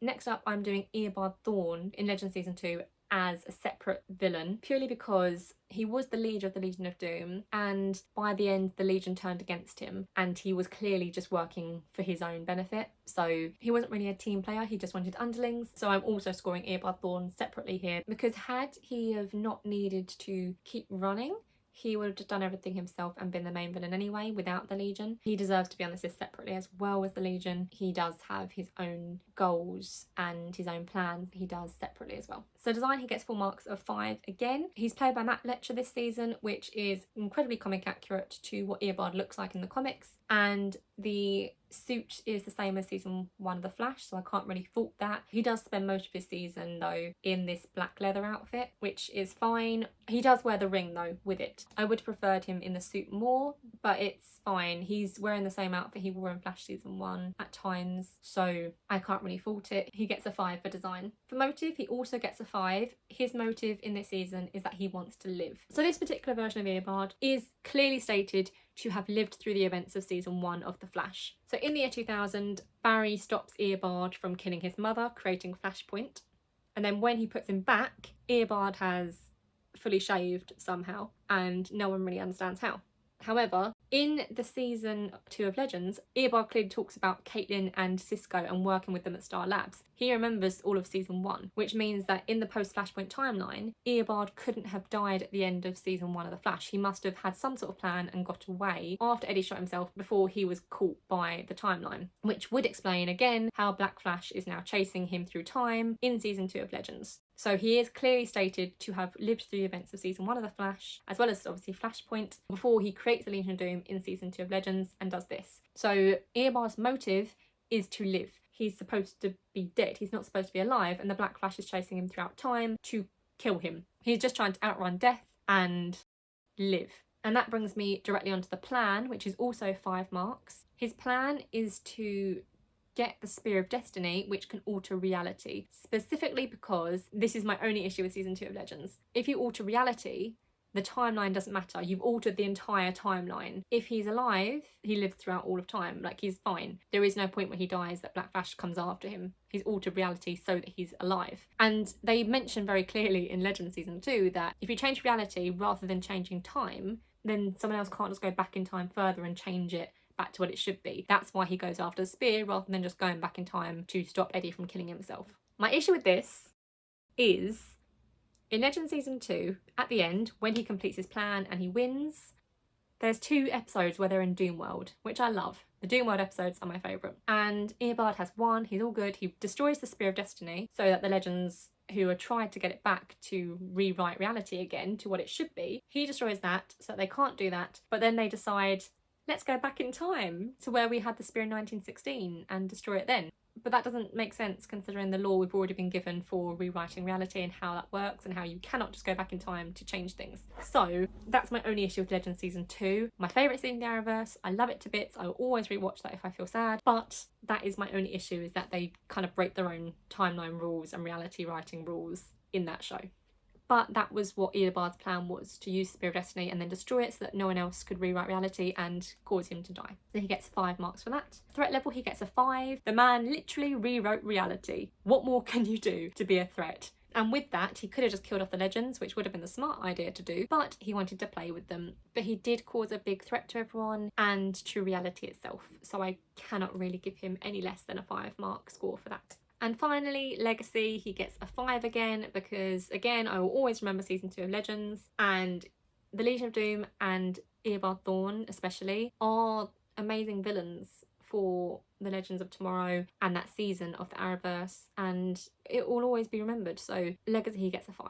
So he gets a total score of 4 marks of 25, and again, you may think I'm just being biased because Eobard Thawne's my favourite, but I'm not. I'm just being honest that he was a great villain. He gets top marks of 25, which is an A ranking score of near perfection, and I think I'm going to move him into star quality as well, to be honest, because literally same as Flash season 1, the only reason that Eobard was stopped was because he was killed. That was it. He would have kept going and killed everyone and just done what he wanted to do. He only stopped because he was killed. So yeah, he was a big threat and a great villain, and I'm putting this version of Eobard Thawne into star quality as well. So that's 2 Eobard Thawnes in star quality at the moment, and I may move other characters in there later on when I get to the end of the video. But yeah, for now, that's Eobard Thawne in season 2 of Legends. And the next villain is another crossover villain. So we've got the Invasion crossover, which had the Dominators as the villains. So the Dominators are in the comics, and from what I can see, the versions in the show are very comic accurate, and they're getting a 5-mark score for the design anyway, because they do look quite terrifying. I think they have a good design for these villains, so they're gonna get a full marks of 5 points. Motive, however, they have a 2 because their motive was that Barry created Flashpoint. I mean, there are a lot of changes within Flashpoint and after Flashpoint that shouldn't necessarily be altered, but why would the Dominators, however far away they were in space, how would they have any knowledge? Like, why would anything change in their lives? There's a lot of questions about Flashpoint and what happened post Flashpoint, about why and how, but it's all just explained by that's what happens when you mess with a fixed point in time. But the Dominators shouldn't have been affected. So their motive score is 2. It was a bit of a weird motive, that one. I think they could have said anything else, but they went with Barry Allen must die because he caused Flashpoint, and instead of just telling him never to do it again, you know what, the Dominators had the right idea actually, because Barry, no matter how many times he tells people not to mess with time, or himself he tells not to mess with time, he still messes with time. So yeah, they had the right idea. Get Barry Allen. Yeah, you know what, go Dominators. Their plan gets a 4 because it was fair enough. They were just trying to get Barry Allen. They gave him 24 hours to surrender and he didn't, and then they started an attack. But yeah, they don't get a full 5 marks because they could have just beamed him up and been done with it. Instead, they beamed up all the people involved in the crossover who had appeared or starred in Arrow, because Arrow's 100th episode happened to be in the middle of that crossover, and that meant that they had an entire episode dedicated to Arrow in the middle of this crossover, which didn't make a whole lot of sense to the main overall story, and that's why their plan can't get a 5, because the Arrow episode of the crossover was too focused on the Arrow characters. The Dominators had no reason to beam up those characters, put them in the pods and make them live out that weird fantasy world. It didn't link with their motive in any way, so I can't give them full marks for that. Their threat level though, they do get a 5. They are an invading force. Dominators are big villains anyway, and there's nothing really I can say bad about the threat level. They are threatening villains and they could have destroyed the whole world if they wanted to. Legacy, they get a 3. I remember them, but I just don't remember them well. I remember that they were there and I remember that they wanted to get Barry, but that's kind of it. Their legacy's a 3. I don't remember them as a great villain. I just remember them as a plot device. So overall, they get a score of 19. And for the first proper crossover across several episodes of different shows, that is fair enough. Their score gets them into the good enough tier. And yeah, you know what? It's fine. Next up is Supergirl season 3. And we will start with Rain. Now, Rain was actually a really good villain for Supergirl, but by the end it kind of went a bit weird, and I do believe there was some issues with the showrunner or something and they had to rewrite the season. I don't know the details there, I just know that sort of basic point of it, so that would explain the issues with the latter half of the season. But let's look at Rain as a villain. Design, she gets a 5. I think she looks amazing. She clearly looks like a Kryptonian warrior, and she is a world killer, one of the 3 world killers. I'm not going to include the other 2 world killers in my ranking, so I'm just including Rain as the big bad of the season. So she gets a 5 for design. She looked amazing, and I liked the idea of her being a sort of a split personality type thing with Sam. Motive, she gets a 1. It wasn't her motive. She was just created for this purpose, so she doesn't really have her own motive or her own thoughts and feelings really. Plan is the same. She gets a 1. It wasn't her plan. She just did what she was told and what she was programmed to do. Threat level, she gets a 5 because she can beat Supergirl in a fight, and she did beat Supergirl in a fight, and she was a world killer. The clue's in the name, world killer. She was a threat to the entire world and possibly more worlds. And legacy, she gets a 4 because she was very memorable, but I did have to look it up a little bit. And also she wasn't actually the full main villain of the season, as it turns out. But yeah, she's very memorable and a good character, and her legacy will remain on Supergirl, probably as the best villain that Supergirl had, which is why it's a little bit sad that she only gets 16 points, which gives her a ranking of good enough, which is a B tier.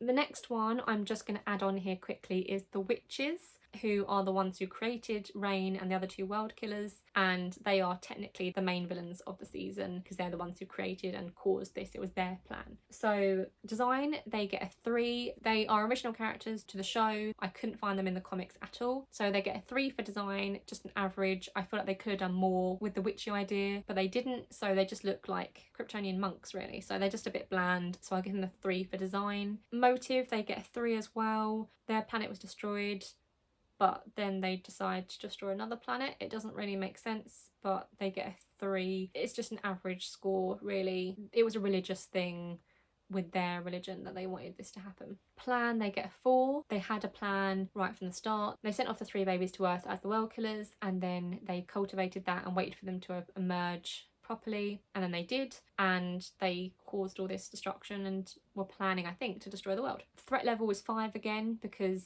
whilst Reign and the other two world killers are the threat, the witches are the ones who control the world killers and who program them to do what they do. So they get a 5 for threat level. Legacy, however, they get a 1 because I completely forget they exist until I mention Reign and remember that she had no plan or motive of her own because it was all the witches doing. So yeah, they get a 1 for legacy because I didn't remember them, and I probably will forget them after this video as well. Now, however, that does give them total points of 16 again, which gives them a good enough tier on the ranking, and I feel like I'm going to need some more space on the B tier. So next up is Flash Season 4, which is The Thinker. Now, I think Flash Season 4 and The Thinker get a lot more hate than they deserve. The Flash Season 4 is actually good. It's my second favourite season of The Flash, and I know people aren't going to agree with my opinion, and that's fine. Everyone's entitled to their own opinion. But The Thinker I liked because he wasn't a speedster. I was so sick of constantly having a speedster who just wanted to be faster than Barry. It was annoying. So The Thinker gave some fresh energy to the show, in my opinion. But let's see how he did as a villain in itself. So design, he's got a 5. So it's half comic accurate at times, but I can't really give him the point for the comic accuracy. This is just a 5 in general. So the actor looks right for the role. Straight off, I'll give him that. He looks right for the role. And I think as Clifford DeVoe, he looks all right. But as the Thinker, when he's in that chair and he has the pipes, apart from the bit when they just take off his toupee and his brain is on show, that was weird. But when he's in the chair with all the tentacles coming out of his head, that looks good. That looks like the Thinker. That looks great, to be honest. So he gets a 5 for that. The design team clearly worked hard on that aspect, and I will give them that. They get 5 marks for that. Motive, he gets a 2. He was anti-technology, so he created technology to get rid of technology. It wasn't exactly generic, but it wasn't great. It was just he wanted to get rid of technology. He didn't agree with something, so he said no one else should have it either. It's just a little bit, you know, if you don't agree with something, just don't do it yourself. Plan, however, he gets full marks again, a 5, because his plan was there, it was clear, it was consistent all the way through. His plan and also his motives, this goes back to the motive again, they did change ever so slightly as the season progressed. So it was clear and consistent, but I think as his mind changed with the thinking cap usage, so did his motive and plan. So he originally just wanted to rid the world of technology, but then when he designed all this stuff, which his wife created, he did not create any of it, his wife created it because she was the real brains behind this operation. But when he did all this, he wanted to not just rid the world of technology, but reboot the world and everyone in it so that he could then be their teacher and make people how he wanted them to be. Very reminiscent of Stargirl season 1, even though this one came first. But yeah, the plan was odd and the motive was odd, but the plan was there, it was clear, everything had a reason for being. The bus metas, all the bits that he wanted to collect, the satellites, everything had a reason for being there as part of this plan. Even Harry creating his own thinking cap, that was all part of his plan. And while you might be able to say, well, how the hell would he be able to do that? The thinking cap that DeVoe created allows him to boost his intelligence, not predict the future for things you cannot possibly know. Like, he doesn't know Harry. He doesn't know human emotion, apparently, so he can't predict certain things. But excluding that, his plan gets a 5. Threat level, he also gets a 5 because he did come this close to making everyone a dum-dum, just like Harry. I will never forgive the Flash writers for what they did to Harry at the end of season 4. Never, ever, ever. But yeah, so so he did have a very good threat there. I'm giving him a full 5 marks for that. He was a worldwide threat. I don't really know why the Flash even factors into his plans at all. I don't think it should have. I think he should have just been trying to do this and the Flash just got in his way. But they like to have villains that have an emotional connection with the hero, and I don't agree that you always have to have that, especially when you've had that 3 years in a row. But yeah, so he was a big threat. And also Legacy, he gets a 5. He gets 4 marks in Legacy because he's a very memorable character. I didn't really have to look anything up for him. Yeah, he gets 4 marks for Legacy. I mean, if I could, I would give him extra points. Just because a lot of people don't like him and season 4, I'd love to give him extra points. But I can't because that would be against my own rules. So he gets 22 points in the end of that, and that puts him in the A tier of near perfection. Next up, we've got Legends Season 3, and we have 2 main villains for this one as well. The first of which is Damien Dark. And now, Damien was working with his daughter Nora, but she was more a device to be used in this season. She was her own character, definitely, and I love Nora Dark. She's one of my favourite characters in the Arrowverse. But she was a device in this season. It can't really be put any other way. So Damien was the main villain here. He gets a 5 for design. There's nothing wrong with it at all. He looks like Damien Dark. They didn't make any changes. I did like the 70s version of Damien Dark that they included with the weird hairstyle. But yeah, the design for the character was Damien Dark. You can't really put it any other way. So it was consistent with previous appearances. Yeah, so he gets a 5. Motive, he gets a 4. I don't really remember what his motive was, to be honest. Okay, so motive I did have as 4, but I've just moved it down to 3 because I don't actually remember what his motive was in this season. I can only assume it was power. When he was doing Malice's bidding, it was to gain power. So I'm just going to say it was down to that, which means it's kind of an average motive. So I'm giving him a 3 for that one. Plan, he does get a 5. Basically, his plan was to collect the totems, put them all together to get Malice out of prison, and also, in order to do that, he also had to run through time and cause loads of aberrations to pop up, which would break the time barrier enough that Malice could escape. And that somehow would give him ultimate power, but it's a sound enough plan. I don't really remember that much into how that was supposed to help him, but that was the plan and it was sound. There was nothing really wrong with it. Threat, he gets a 4 because Damien Dark had his powers back and he had his daughter there as well who also had powers, and the more totems he collected, the more powers he got. But Malice was the real power there, so I can't really give him a 5 for threat level because even though he was trying to release a demon, the demon was the one with the threat, not Damien, so Damien gets a 4 for threat. Legacy, he gets a 5 though because people do tend to remember Damien Dark in season 3 of Legends. So Legacy, he does get a 5 because I know a lot of people do remember him that, and I remember him in season 3 as the villain as well. So that gives him an overall score of 22, which puts him in the A tier of near perfection. Also in Legends Season 3 was Malice, who was the demon Damien and Nora were trying to help escape from, where the original totem bearers had put him all those years ago. So design, he gets a 5. I think he looks pretty good. Yes, the CGI can be spotty, but if we just look at the actual design of the character, I think he looks good as a demonic villain. I'm very, very glad that that loincloth was there because I don't want to know what was underneath that. But the design overall looked very good for Malice. And the voice was great. John Noble as Malice, and then they used John Noble later on as the real person in the series. That was very good. I think it all worked very well. Motive was a 4. I can't really give him 5 because it's kind of just, I'm a demon, I'm going to cause trouble. That was kind of the only motive, but it's on brand for demons, so I can't give it a low score either. So it's getting a 4 for motive. Also, he's trying to escape his prison. So yeah, he gets a 4 for motive. Plan, he gets a 5 because his plan and Damien's plan were very much linked. He spoke to Damon, took over Nora's body at points, was trying to get them to do his bidding. They were happy to do that and it was their plan as well. Anyway, it's all linked, so I'm giving him a 5 for the plan. Threat level, he gets a 4 again, and I know I said that Damien can get a 5 because Malice was the real threat, but Malice needed other people to do his bidding to get him out of prison. He couldn't have done that on his own. So had he just been left alone, he would have been no threat. And also he was taken care of pretty quickly by a giant fluffy Bebo. If you can be taken down by Bebo, you're not that much of a threat. So he's getting a 4. Having said that, I'm pretty sure Rip actually was the one to kill Malice when he sacrificed himself. But Bebo did most of the hard work. Legacy, he gets a 3. Because he only appears right at the end, he's not quite as memorable as Damien and Nora Dark are. So he gets a 3 for Legacy. And that gives him a total scoring of 21, which again does put him just about in the A tier of near perfection. And yeah, you know what? For season 3, a big demon working with a couple of magic users. Malice and Damien, both of them were pretty good villains. I can't really fault them that much. So yeah, near perfection works.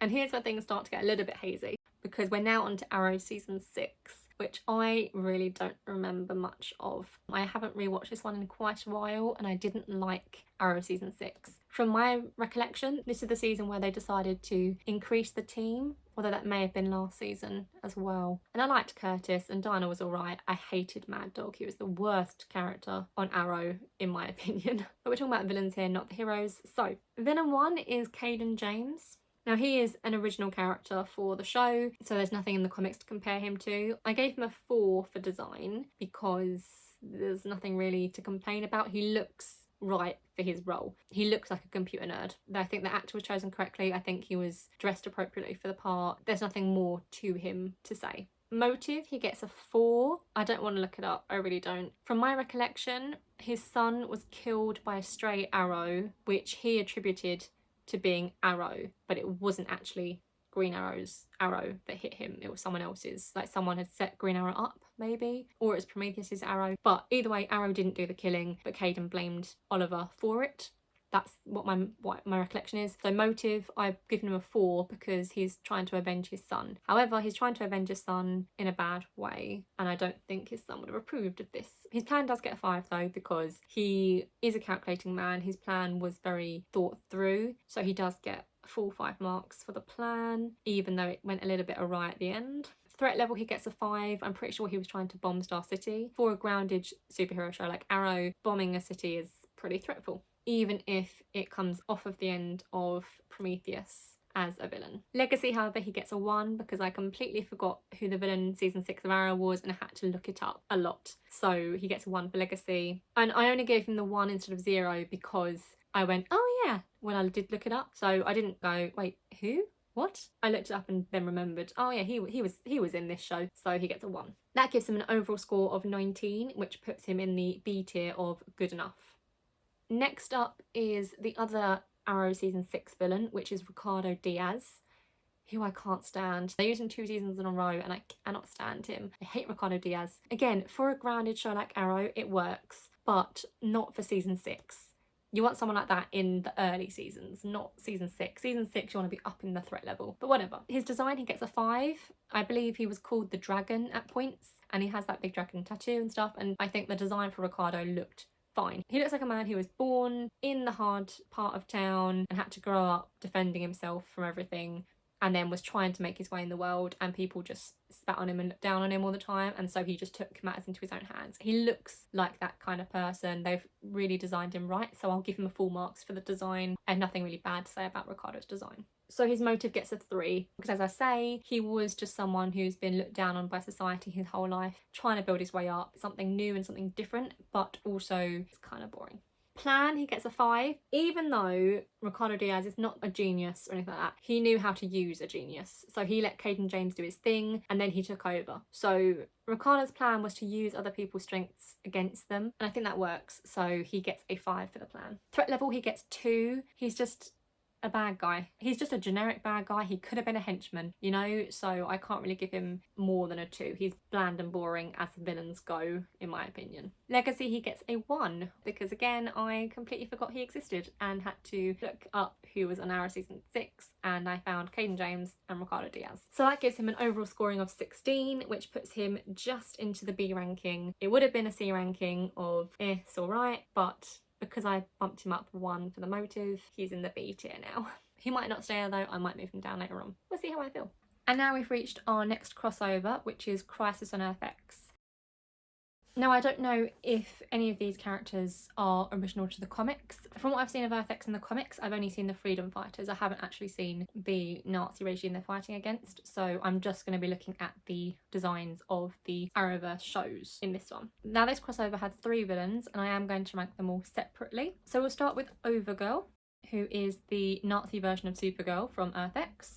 So Overgirl's design, she gets a 5. I like the design. It kind of reminds me of the Red Daughter look, but before Red Daughter was a thing in the series. It's what I'd imagine Supergirl to look like had she have landed in Nazi Germany and been a Nazi. So I like the design. The only thing I don't like is the face mask, but I know that they only had those to hide their identities so that it could be a plot twist of some kind, so that it was actually evil Oliver and evil Kara and even more evil Eobard, who was also Earth 1 Eobard, but we'll get to him. So Overgirl gets 5 for the design. Her motive is a 4.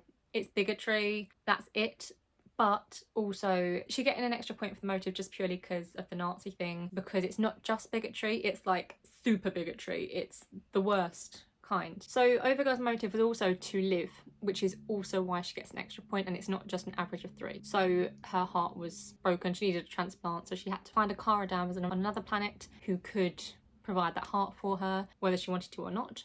So yeah, she wanted to live, and she's a Nazi, so just generic villain made with a bit more of a reason to be a villain. Plan is a 2. From what I can remember of this crossover, which is my favourite crossover still, their plan was to invade Earth 1, which is not Supergirl's Earth, and grab Supergirl from Earth 1, even though they didn't know that she'd be on Earth 1, because there's no possible way they could have known she'd be on Earth 1 at that point. The only reason Supergirl was on that Earth was because of Barry and Iris' wedding, but they didn't know the wedding was going on, because when Eobard came to chastise them about going in early without him, they said, well, an opportunity presented itself in the form of a wedding. So clearly they didn't know that was going to happen. So there was no way of them knowing that Supergirl was on Earth 1, and there is no Supergirl on Earth 1 before Crisis on Infinite Earths. So yeah, their plan was weird, which is why it gets a 2. I would have given it higher if it weren't for the issues of how did they know Supergirl was on that Earth at that time, and why would they go after that specific Supergirl and not just go to Earth 38. It was just a bit muddled for me. Threat level, she gets 5 because she is a Kryptonian who is a Nazi. Need I say more?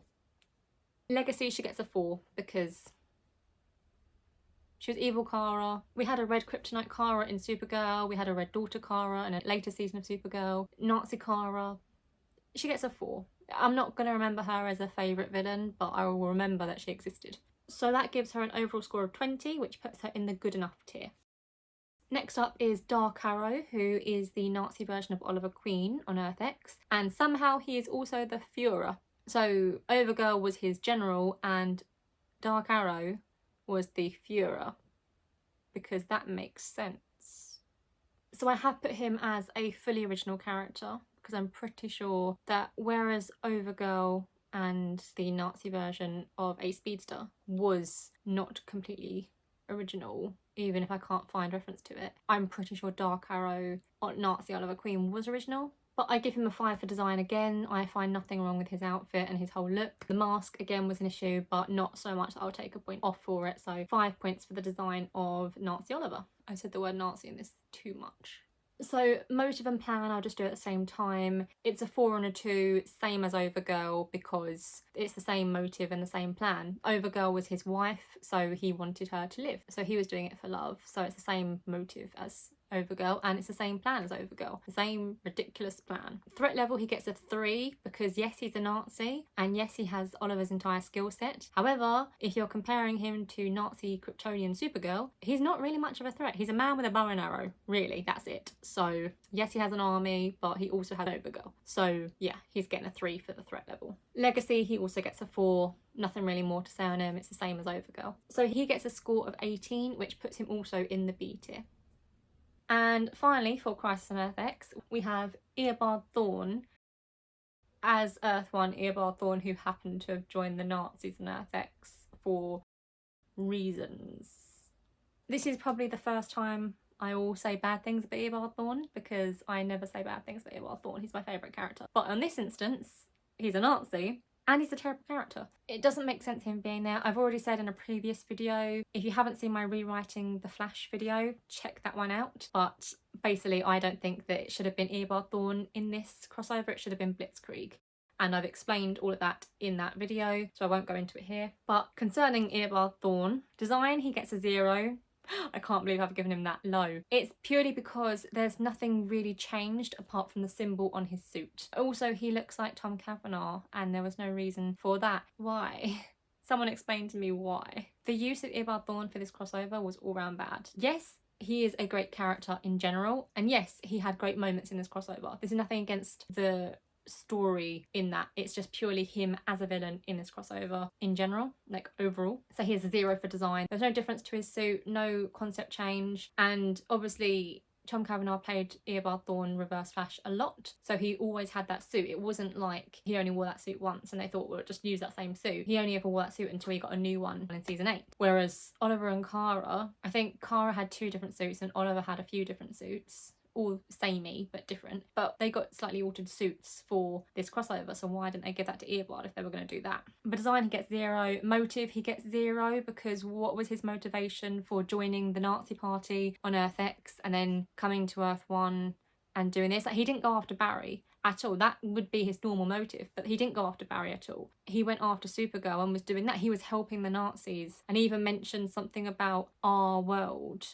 at one point, like making this new world in our way. He was just a full-on Nazi Eobard, but he said that he was from Earth 1, so it made no sense. And also, Eobard Thawne on Earth X, if he existed on Earth X for real, probably would have been a freedom fighter, because the Barry Allen of Earth X is Blitzkrieg, the evil Nazi Barry Allen. So it would make sense that the Eobard Thawne of that Earth would be the good guy. So yeah, it just, this whole, he made no sense. So design 0, motive 0, plan also he gets a 0. He didn't have his own plan, he just followed everyone else's plan. And considering their plan was so weird and so, it's nonsensical, I can't even say that, oh, Eobard Thawne was the one who made the plan like he usually would be, because it was stupid. It was weird.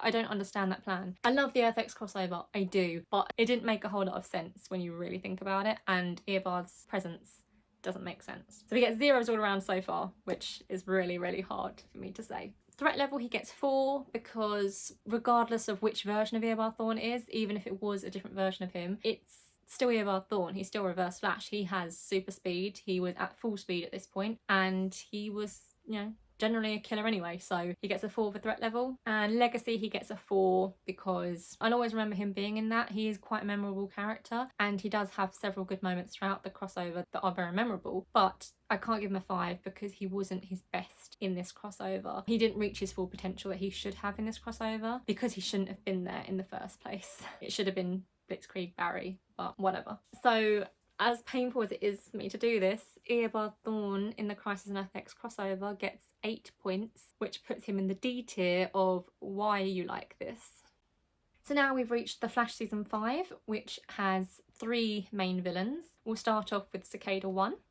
Cicada 1 for design gets a 2 because the design is boring. I get the reason for the mask. It made sense. They did mention it in the series as to why he was wearing the mask, and it does give him that cicada-y sound, so I get that. But the rest of it was just kind of boring. I don't know. It wasn't that great. At this point in time, I can't remember what he looks like in the comics, but I did not give him an extra point for comic accuracy, so I'm assuming he looks nothing like he does in the show. Either way, yeah, I didn't like the designs. He gets a 2 there. Motive, he gets a 1. So if he was trying to go after the one person who hurt his niece, then yes, I would have given him a much higher motive score. However, that's not what he's trying to do. He's trying to kill every single metahuman. He's trying to commit genocide because his niece got hurt by a piece of shrapnel because one metahuman decided to hurt everybody. No. Metahumans also saved her life. Why is he doing this? I could honestly make an entire video about how poor a villain Cicada was, but yeah, he's getting a 1 for motive, and I'll just leave it there. It was stupid. Plan, he also gets a 1, purely on the basis that he didn't really have a plan past the point of kill every metahuman. He wanted to kill everyone, and he was doing that. That was it. He didn't have a plan as such. I won't give him a 0 because he had the idea of killing everyone and then going for it. So I won't give him a 0 because he did do something consistently. That was his plan, but that was his whole plan, so I can't give him any more than a 1. Threat level, he gets a 2 because he didn't go after, well, as far as I can remember, he didn't go after any non-metahumans, any regular humans he didn't go after. He was just purely looking for metahumans. So he was a big threat to metahumans. However, I don't think he actually killed that many in the series. And also he was going up against the Flash, who should have just captured him beforehand. But yeah, so threat level 2 purely because he was only really threatening to the metas, and he managed to get away with every fight he did with the Flash. And also because he took away any meta's powers within his vicinity with the dagger. But Killer Frost was not a meta, so her powers worked against him. And if you take away the dagger, he's got nothing apart from his fists. And that's it. So yeah, 2 for threat level. His legacy, however, he gets a 4 because he was memorable. I didn't have to think very hard at all to remember the season 5 villain. I just went, oh yeah, that's Cicada. I don't like Cicada as a villain, and I didn't really like season 5 either. But yeah, he is a memorable villain. I remember who the villain is. I remember that season. I remember lots of him. So regardless, that gives him an overall score of 10, which puts him just about in the D tier of why you like this. The next villain is Cicada 2, the older version of his niece Gracie. So she was an original character to the series, unlike Cicada, who had appeared in comics. So the design of her is entirely original as well, but I did actually like this design more so than Cicada 1's. So she gets a 3 for the design, and that is largely based on her hairstyle. I just really like that hairstyle. I think that suited her personality and her whole being quite a lot. The difference that a good hairstyle can make to a character in a TV show. So yeah, she gets a 3 for the design. Motive, she gets 4. It's not just a general bigotry based on some stupid notion. It's indoctrinated in her. This version of Grace has grown up with her uncle, being indoctrinated each and every day by him and learning to hunt metahumans with him. So it's a bit more of a motive than just normal bigotry. And also, she went back in time to do all this, which kind of indicates she wants a normal childhood or a normal life, and she wants to get rid of the metahumans early. So she does get a 4 for motive. I just think there's more to her than to Cicada 1. She's just a villain with a better motivation than Cicada. Plan, she gets a 4 because she had an actual plan. She wasn't just randomly stabbing metahumans and killing them. She had a plan. Clearly she somehow got hold of a time sphere. She went back in time. She had this bomb weapon that she was going to set off, which would kill every meta in existence somehow. But yeah, so she had a plan, and it was concise, it was clear, it was a plan. So she gets a 4 for the plan. Threat level, she gets a 5 because not only does she have control of the dagger, and she clearly can make big meta bomb weapons as well, but she also had powers of her own, as we saw when she was first introduced in the show, and she appeared in Star Labs and sort of blasted everybody. So clearly she is much more powerful than Cicada 1. She was a definite upgrade than Cicada 1. I know people don't like Cicada 2, but speaking in basic villain terms, she was an upgrade. She was better than Cicada 1 in, well, I think in every category so far. So yeah, she has a bigger threat level as well, so she gets a 5 for the threat level. Had Team Flash not have stopped her, she could very well have actually succeeded in committing genocide.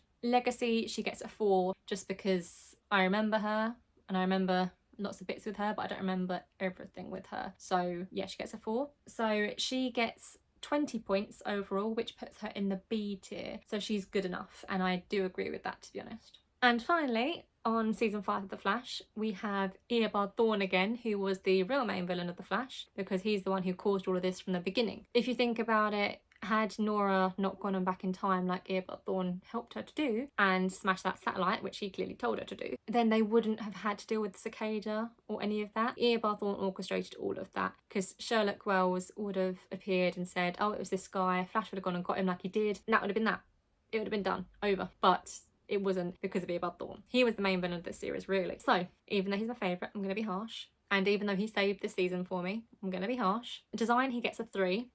It should not have been Tom Cavanagh playing him. It should have been Matt Letcher. Tom Cavanagh is Harrison Wells. And yes, I am including that as part of the design aspect, because he doesn't look like Eobard Thawne. Matt Letcher does, Tom Cavanagh doesn't. Tom Cavanagh looks like Harrison Wells. Matt Letcher looks like Eobard Thawne in the comics and is a perfect Eobard Thawne in live action. So I can't give him a good score for the design because it just looks like him. And other than that, yes, he's in his actual suit at times near the end, but for the most part he's in this weird yellow jumpsuit, which I appreciate that they went with yellow, but it just looks odd. And the whole time he was wearing the chest plate and whatnot, and my first thing when I saw him was like, why is he wearing that? Is there something underneath there? I don't get it. Why is he wearing armour? And lo and behold, he was wearing the Cicada dagger underneath his chest plate. So yeah, it kind of gave away that something was up there, because why else would a prisoner be wearing a chest plate? It's weird. But yeah, the design of his prison outfit was just a bit meh otherwise. Granted, he was in prison, so I'm not going to deduct loads of points for it. So he's getting a 3, which is the average score. Motive, however, he gets a 5 because, again, it is the biggest motive anyone can have. He wants to live. Bless. Eobard always just wants to live. So yeah, he gets a 5 for that. There's nothing to say about that. He just wants to live. That's it. Did we ever find out why he was in prison in the first place? His plan, he gets a 5 because it was very detailed, very Eobard Thawne-esque. Coming off the bat of Crisis on Earth X conversation I was just having a second ago, that didn't seem like a plan that he would make, whereas this one clearly is. This is very much akin to the season 1 plan for Eobard. It is well thought out. Yes, it takes some time, but he's worked around the whole time travel aspect so that for him it takes mere minutes, whereas for Nora it will take however long. But yeah, so he's made this whole big plan and it works brilliantly because it's Eobard. Does Eobard ever make a plan that does not succeed? Season 1, maybe. But yeah, so he gets 5 marks for plan. Threat level, he gets a 3 because he was in prison for the vast majority of the season. And when he did break out, he didn't go after anyone. He only really fought them because they were there trying to stop him, but then at the end he just ran off. So I don't really think he was much of a threat at that time. His only goal was to survive and get out of prison, so he didn't get executed. That was it. So I can't really say he was much of a threat in that season. So I would say 3 for threat level. And legacy, he gets a 5 because it's Eobard. We love Eobard Thorne on this channel. And also I'll always remember him as being the one who saved season 5. Season 5 was not a great season, but I think with the inclusion of Eobard from about the halfway point, it was good. I would say it was passable as good. It was not great and it was not the best, but it was good. I'd say it's like a high average season, and that's largely because Eobard saved it, as he so often does. So that is a total of 21 points for Eobard Thorne in season 5 of The Flash, which puts him just about in the A tier. So he is near perfection. Next up is Supergirl season 4, which saw 2 villains, and the first one we'll discuss is Agent Liberty. Now, I did not like Supergirl season 4 the first time I watched it. Upon a rewatch, I think, yes, it's actually better than I originally thought. Agent Liberty, however, his design, he gets a 4. I think he was alright. I'm pretty sure he's in the comics and the design isn't that comic accurate, but either way, he gets a 4 for the design. I think it looked good and quite creepy. That mask in particular was very creepy to me, so he gets a 4 for the design. Motive, he gets a 4 because, yes, the highest thing with him is bigotry again. It's just so much bigotry. Season 5 of The Flash, season 4 of Supergirl, that particular year of Arrowverse. Even though I watched it all around about the same time for me, because I started watching in 2019, it was just a lot to watch at once. So even though his main thing is bigotry, there's also the familial aspect that he has watched his dad lose his job and all the other people in that factory they worked in lose their jobs. There was a lot of stuff happening in the background with his family before the season started, and that caused him to become Agent Liberty, and Supergirl's saving people kind of affected him in adverse ways, which I think we see with someone else as well on another show. But yeah, so I do think that I can't really give him the just average score for bigotry because he also has those background things as well, so I'll give him a 4 for the motive. Plan, he gets a 5, and I don't remember why. I know I looked it up when I started scoring people, but I can't remember what the plan was at the moment. I know he was basically leading an army of ignorant xenophobes. That's all I got that I remember, and I don't really want to look it up right now, but yeah, he gets a 5 for the plan, apparently. Threat level, he gets 3 because while he did have an army of xenophobes at his disposal, and he was clearly quite eloquent in his speeches to make this army of xenophobes, he wasn't really a worldwide threat. He was only a threat to aliens, and yeah, he was just a human. He didn't have anything else to him to bring a threat, so I'll give him a 3 for threat level. And legacy, he also gets a 3 because, as I've already said, I don't actually remember what his plan is, and I only remember him as a tool for Lex Luthor, and I don't really remember much there either. So yeah, he gets a 3 for legacy. He's not all that memorable to me, but that gives him an overall score of 19, which puts him in a B tier of good enough. And next up we have the other Supergirl season 4 villain, which is Lex Luthor.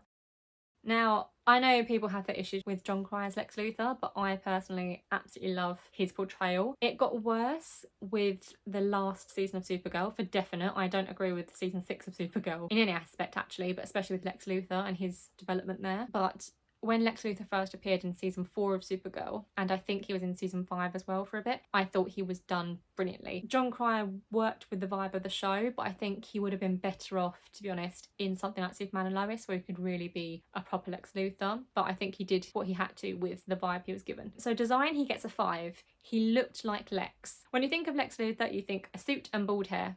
That's it. That's what you think of Lex Luthor. That's the first thing that comes to mind. And believe it or not, Jon Cryer had a suit and bald hair, or a bald head.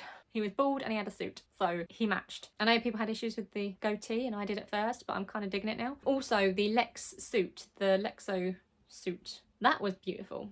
That was wonderful. I actually loved that. And also that suit was kind of comic accurate as well. So design, he gets a full 5 marks for me. Motive, he gets a 3 because as much as I love Lex Luthor as a character in the comics, his motive is just purely bigotry. Yes, he also has a certain psychological aspect to him. It's sort of like an insecurity, but because he's also a massive narcissist, he can't allow himself to believe that insecurity being a thing. So he just projects that as xenophobia. But it is just bigotry and xenophobia for this particular version of Lex Luthor, because he's not going up against Superman, he's going up against Supergirl. So let's just give him a 3, which is the average score. Plan is a 5. It's Lex Luthor. He's going to have a good plan. And he does. When he has that moment in season 4 where he goes along with his watch and then all this sort of stuff happens with his little manor house, and it just looks so good and it looks very Lex Luthor. His plans are very intricate and very well thought of. So I will definitely give him a full 5 marks for the plan. Threat level, he gets a 5 because Lex Luthor has brains, money, power, influence, and yeah, he can do whatever he wants to do, and he has done. So I think he gets a 5 for the threat level, and they definitely built him up to be something quite impressive. And with Agent Liberty as the base, obviously Lex Luthor is the next step up for that, so yeah, he gets 5 for the threat level. Even though he has no powers, he does have the suit, which gives him certain abilities. And not to forget mentioning the Red Daughter thing, which I believe was this season, and that was Lex's plan, where he had the Kara clone created from the end of season 3, and he trained her up, made her effectively believe she was his protege or adopted daughter, if anything, and then he got her to do all these things just purely so he could destroy her and become the hero. So the plan was definitely there from the start. It was very, very good. Legacy, he gets a 4, purely because he was only in about 3 or 4 episodes of the season. So while most of what was going on was down to him, he wasn't effectively the main villain. I think he and Agent Liberty shared the stage for that role. So yeah, he gets a 4 for Legacy for season 4. That gives him an overall score of 22 points, which puts him in the A tier of near perfection.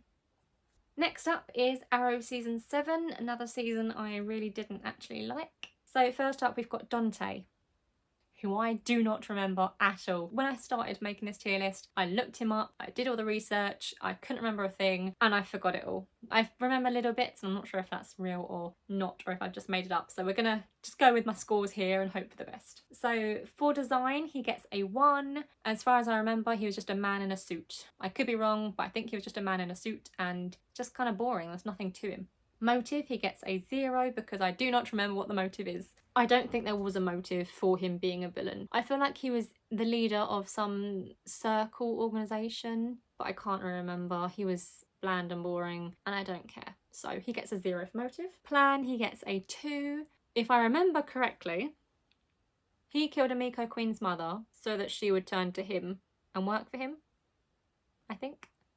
But I don't know why he wanted that, so I'll give him a 2 for the plan, because I think there was a plan there, and I think if it was the plan then it was fine, but I don't know why. Threat level, he gets a 2 because I don't care about him. And Legacy, he gets a 1 because I do not remember him. I would give him a 0, but when I was doing the research, when I started making these scorings, I did remember him when I was researching. I was like, oh yeah. Now I can't remember, and I can't be bothered to look it up right now. I have not got the time or effort for him. So he ends up with 6 points, which puts him in the D tier of why you like this.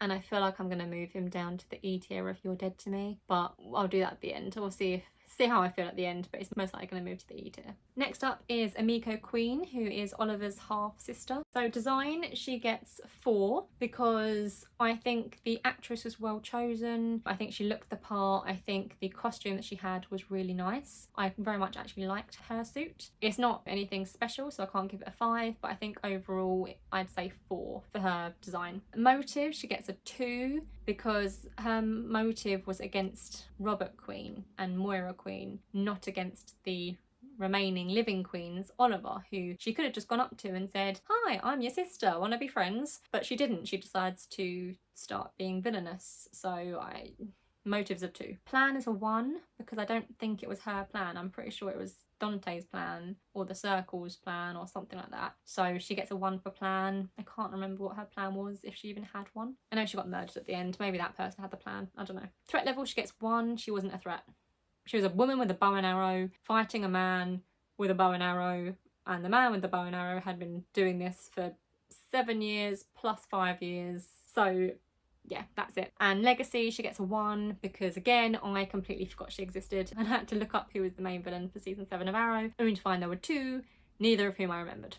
So she gets a 9 overall, which puts her in the D tier of why you like this. And to be honest, for the 7th season of a TV show, the villains should not be in the D tier. Neither of the villains should be in the D tier for the 7th season. Moving on to season 4 of Legends, and the villain for this season was the demon Neron. Now, I know people didn't like the look of this design, and I know that there is a psychological condition a lot of people have where they don't like this sort of look, so I'll probably just be using the pictures of Ray Palmer as Neron for the most of this section, because I know people don't like that spongy sort of holy look, and understandable because it's creepy as hell, but also I know it makes people feel a bit nauseous and uneasy. And because of that, his design gets a 1, because you don't want to make your family friendly audience feel nauseated every time they look at the villain. He was weird, and also most of it he wasn't even in that look. He looked like John Constantine's ex-boyfriend or Ray Palmer. He didn't really look like the demon. Also, other times he was just a big cloud of black smoke. It wasn't anything to it. He didn't have a clear-cut design. They showed that weird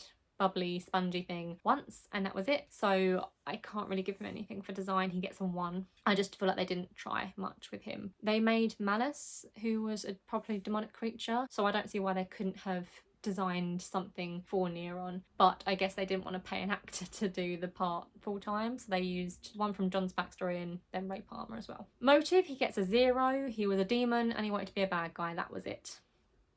There was nothing to him motive wise. I can't give him anything higher than a 0. He had no motive.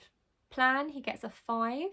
He had a plan and he executed it. So Neron was trying to mess with John Constantine for reasons, and also he was trying to get his girlfriend, who was the fairy godmother, out of being a fairy godmother, and then they were going to rule the world whilst getting people to report mythical creatures. So basically he made an app and promoted it as head of Palmer Tech and made people report sightings of supernatural creatures. I can't really fault his plan because it was there and he executed it and he had the plan all the way through. He gets full marks for that.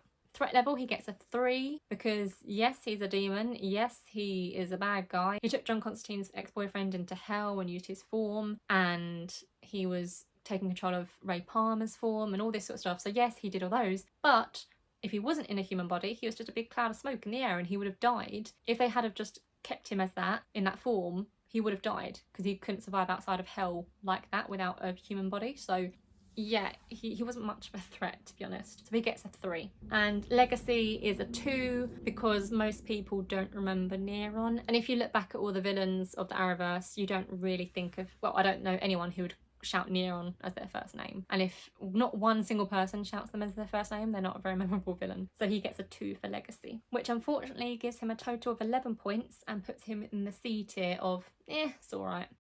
And that brings us on to the next crossover, which is the Elseworlds crossover. So first of all, we're going to talk about the actual main villain of this crossover, which is Mano Vu, the Monitor. So he was the actual main villain, and in Crisis on Infinite Earths he was the good guy, but in this he was the bad guy, and I don't understand why they decided to do this, but we're gonna go with it. So for design he gets a 5. I think he looks very good. He's also comic accurate, so he gets the extra point there anyway. I think I probably would have given him a 5 either way because he looks great. I think the actor was well cast. I think he looks great. The hair they gave him was great for the look, and the outfit he had was good as well. I think the whole sort of Monitor look was good. So he gets full marks for the design. Motive, he gets a 3 because his motive was to save the world by destroying it. Well, his motive was to save the universe, but his motive for this particular thing was to find heroes to do that. And this is where the plan becomes an issue. For plan, he has 1. His plan to find heroes to save the multiverse was to kill a load of them in wars that they did not need to fight in. He was testing loads of heroes across the multiverse by giving someone the Book of Destiny and making them change things, and the heroes had to solve this problem. But he could have just used all the heroes in the multiverse and it would have solved the problem. And also, considering the whole Paragon thing in Crisis on Infinite Earths, that made no sense with Elseworlds. Considering they did the Crisis on Infinite Earths tag at the end of Elseworlds to show that's what's happening next and it's all connected. It didn't feel connected. It felt like two completely different stories that just happened to have the same character in it. So yeah, Marnovu is not a great villain. His threat level is 2 because he doesn't really do much. He just goes along, gets someone to destroy a world, and then goes on to the next world. He didn't really do much himself. He just sort of gave a book to people. So I'm going to give him a 2 for the threat level. And legacy, he gets a 4 just because I remember him being there and I know it was his fault, but he's a shitty villain. And he gets a total of 15, which puts him in the C tier of it's alright. And I'm just going to say now, I'm moving him down to D tier. He's going to get a why you like this. He sucks. He's a shitty villain. It didn't make any sense, and he shouldn't have even have been involved in this. Should have been an entirely different storyline. Anyway, the next villain is John Deegan, who was the one that Marnovu gave the book to in Elseworlds, and he's the one who was doing all the crazy shenanigans. So design, he gets a 1 because there was nothing to him. At one point he looked like Superman, and that was gorgeous because of that black suit, but the rest of the time he just looked like a crazy scientist, but he was trying to not be a crazy scientist, and it didn't really work for me, so he gets a 1 for the design. It just looks bland. Motive, he also gets a 1. His motive was that he wanted to be taken seriously, and then someone gave him a book and he thought, ha, I'm going to be the Flash and the Arrow, and in doing so he accidentally got it wrong and made them each other, and then he just went along with things until they sort of coincided with him and is like, oh, now I'm going to change it and be Superman. And he was. And that was it. Like, he didn't really have a motive, and also with that he didn't have a plan either. He was just looking at the book and reading the book. He didn't have a clear plan in mind. He changed his mind a lot. So plan, he gets a 1 as well. Threat level, he also gets a 1. Yes, he had the Book of Destiny, but all the heroes had to do was take the book away from him, which I think they did once, and then later on they had to do it again and again and again, but all they had to do was take the book away from him and he was done. He was just a regular person, nothing special about him at all. So he gets a 1 for threat. And legacy, he also gets a 1 because until I looked into Marnovu to find out some more and make sure I wasn't forgetting anything when I was ranking him, I remembered that John Deegan was there. So I thought I should include him in this tier list. But yeah, he gets 1 for legacy. He's not very memorable. I'm sorry, John. So he gets an overall score of 5, which puts him in the E tier of You Are Dead to Me. So next up is our first villain from Batwoman from season 1, which is Alice. Now, I absolutely love Alice, and I have a feeling she's going to be lower than she would be if I was doing this by personal feelings, but I love Alice as a villain and as a non-villain as well, as an anti-hero type character. I think she was great for Batwoman. She was probably one of my favourite characters on Batwoman, so if she gets lower than A, I'm going to be upset. So for design, she gets a 5. Aside from the wig issues early on, she was great. I loved her outfits. It was gorgeous. Her dresses, her coats, her big puffy skirts, the little fingerless gloves and the boots. I thought her whole design, every single episode that she was in, was gorgeous. It was wonderful. It really suited the character, and Rachel Scarsden is perfect for the role. I mean, to be honest, she'd be perfect for any role. She's an amazing actress, but she was perfectly cast. The design was brilliant. As I say, the wigs in the first few episodes were not great, but later on when she got some different wigs, it was better. But she was very comic accurate as well in the first season. That first wig was very comic accurate. So she gets full marks from me on the design. Motive, however, she's getting a 4. Now, Alice is an incredibly interesting character, and one of the reasons I love this character is because it's a lot to do with the psychology aspect of her. She watched her mother die before her eyes. Her sister was saved, she wasn't. She got swept away down the river and was taken and held captive by this man who had this son who she befriended, but she was basically kidnapped by this old man, and that would scar any child, especially a little girl. But even more so, his son, whose real name I can't remember, but she called him Mouse, he had scars on his face, and so the old man was sewing up skin masks so that he didn't look scarred because he was ashamed of his own son. And Alice had to learn this. When she was young Beth, she had to learn this skill herself. The dad saw that she had dainty little fingers and that she'd made something at some point, and he wanted her to do it herself. So she had to make these skin masks for him. So she's grown up with a lot of psychological issues because of all of this that's happened to her, and she broke eventually and became Alice because she had to change who she was to be able to cope and to be able to survive. And then there was other issues to do with the guy's mother, and then she found her own mother's head in the fridge, and then she murdered the mother. Good for her, because that mother was an absolute bitch. But yeah, so her motives are more psychological than anything else. However, having said that, as much as that makes a great backstory, her motive for doing what she does in this season is not quite there. Like, her reasons for going against Batwoman, not quite there. So she gets a 4 for motive. I can't give her full marks because there's no reason for her to be going against Batwoman as such. Yes, they are sisters, but that's just a coincidence, really. It's not a reason for her to go for it. Plan, she gets a 2. It didn't seem like there was much of a plan to be had. She knew what she wanted, but she was just sort of winging it. But that is something that happens with characters like Alice. They don't really have much of a plan to go on. They just wing it, go crazy, and things work out. So I'll give her a 2 for the plan. Threat level, she gets a 3 because yes, she's a threat to Gotham and a threat to Batwoman and her own family, but other than that, she's not really much of a threat. She has no powers, she has no special abilities like League of Assassins training or anything. We do find out later on that she actually did train with Sapphire on the Land of Flowers, wherever that island was, but she doesn't really seem to retain any of that skill set in season 1 or 2 or 3, really. Her fighting style is much more casual street fighting, not expert trained assassin fighting. So yeah, she doesn't have any extra skills or anything, so she gets a 3. But legacy, she does get a full 5 marks because she was in every single season of Batwoman, because she was loved so much as a character, and she is a good character. She's a great character. I wanted to see more of her, especially her journey back to being Beth, and I'm kind of glad that even though season 3 of Batwoman was left on a very slight cliffhanger, Alice's story into Beth did seem to sort of leave us with a note of where she was headed and where she was going, so I appreciate that. But overall, she gets a score of 19, which only leaves her in the B tier of good enough. And I'm very upset because I want to put her in near perfection, but by my own rules, I cannot put people higher than they are. I can only put them lower, and I'm not putting her lower. Next up, we have Supergirl season 5, which was the Leviathan season. And honestly, if it wasn't for this list right here, I would not remember anything about this season. I have blocked it from my mind, it was that bad. But we're doing this ranking fairly, so we're including everyone that we can. Having said that, I'm only going to include the main Leviathan person who was running the show effectively, and it was her plan, really, and that is Gamine.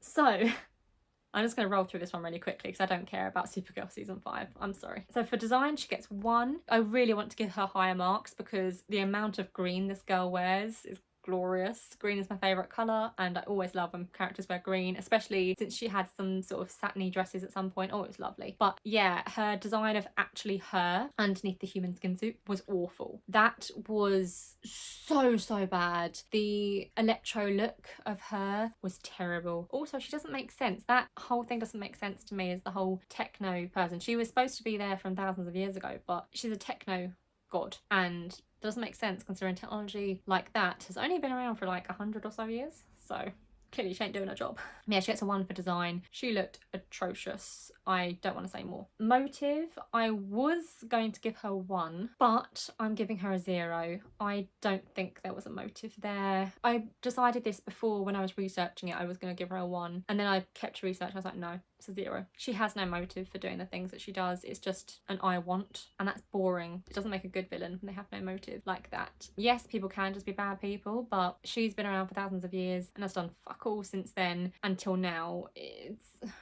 It's pointless.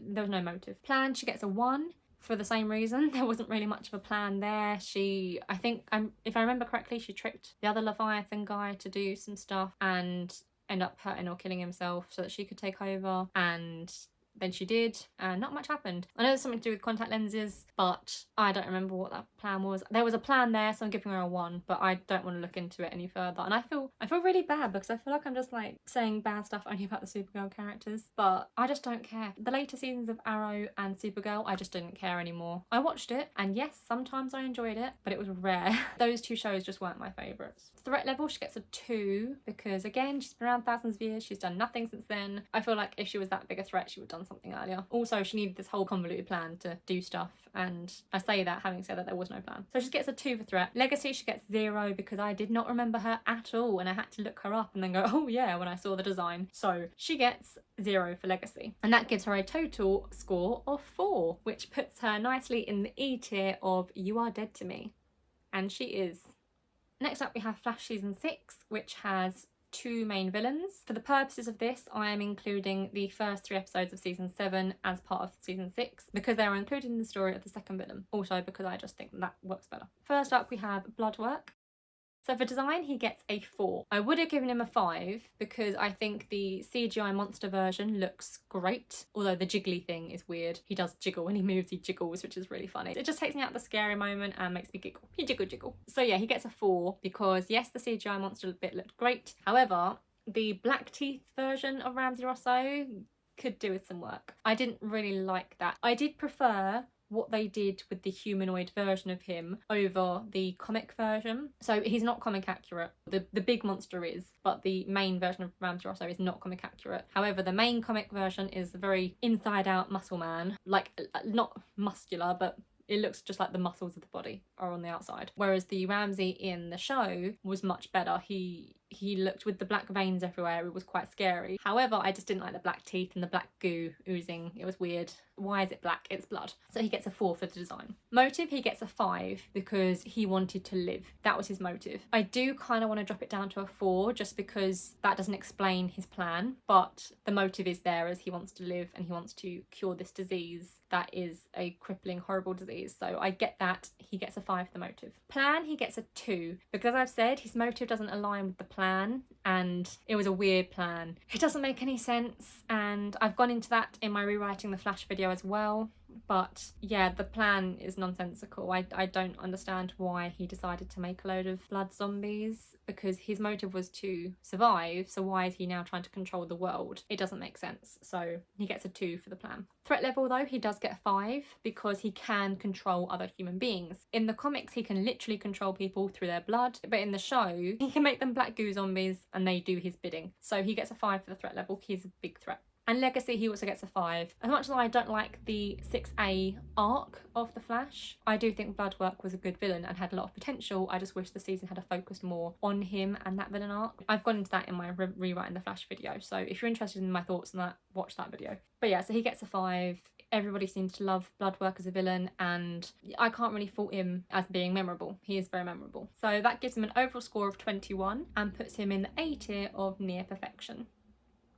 Next up for Flash Season 6 is Mirror Mistress. Now, she is called Mirror Monarch, apparently, but I refuse to call her that because she's supposed to be gender-bent Mirror Master, which is Mirror Mistress, and also Mirror Monarch is not a villain in the Flash comics. It's actually the codename of a police officer from the future. So yeah, I'm not calling her Mirror Monarch. She's being called Mirror Mistress. I don't think she ever actually got that name in the show anyway. So Eva McCulloch is an original-ish character to the Flash. She's based on Evan McCulloch, which was a Mirror Master, but she's Eva. So she's original-ish. So for design, she gets a 4. I really loved her suit. I know other people didn't like her suit, but it was green. No, but really, I did actually really like her suit. I thought it looked good. The weird gun thing that appeared, I wasn't sure how that worked because it looked like she'd extended her arm like Cyborg would do, and I'm like, well, she's not a cyborg and she doesn't have weird metal powers. I don't know how that worked, but other than that, I really like the suit. I just wish we'd seen her in it more. So she gets a 4 for the design. Motive, she gets a 3 because her motive was to kill the husband that was not hers. It was quite an interesting concept, and the big twist of her actually being the mirror clone of Eva McCulloch, it was a good twist, but I just don't think it was a good enough motive to do all the stuff that she did. It doesn't align with her plan and how she affected other people's lives. If she was just trying to kill her husband, like the man she thought was her husband, then I would get certain things, but not the whole plan that she did. So I just don't agree with her having a good motive here. So she only gets a 3. Plan, she gets a 2. Her plan was very convoluted, and as I say, it doesn't align with the motive. So there's a lot of things that are unexplained as to why she did things. Taking people into the mirror, making mirror clones of them and doing all sorts. It just seemed a bit odd. And then right at the end, she decides to just take over the world of mirror clones. It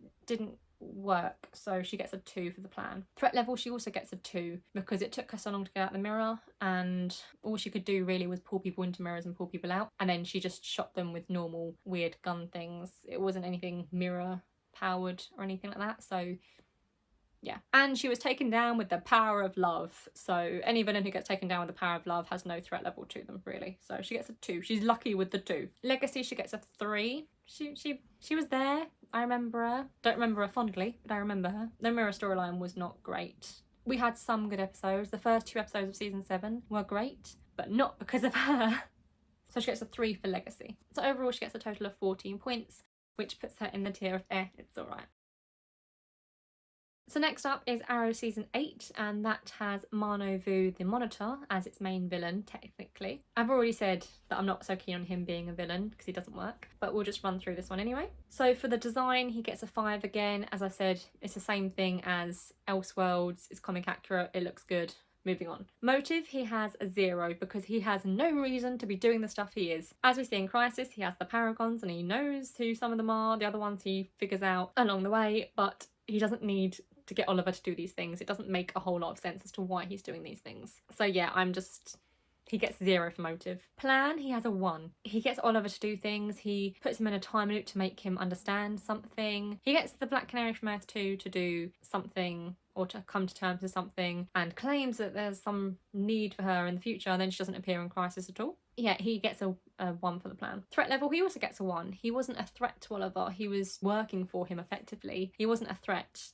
He was the villain-esque character of that season, but he wasn't a threat, so he gets a 1 there. Legacy, I was going to give him a 2, but I think I'm just going to end up giving him a 1 again, because when I think of Arrow Season 8, I don't think of Mano Vu at all. I think of Oliver basically going through his past seasons. And, I think Arrow Season 8 was a good season until the very end, but I don't think of Mano Vu, so I'm going to give him a 1 for Legacy again. So that gives him a measly total of 8 points. For a final season villain of a TV show, that is really poor. However, Crisis on Infinite Earths was the big bang for Green Arrow, so it's fine. Still, Mano Vu from Season 8 of Arrow goes into the D tier of why you like this. And next up is Crisis on Infinite Earths, at last. The big bang. Literally, actually. So the villain of this one was Mobius, the Anti-Monitor.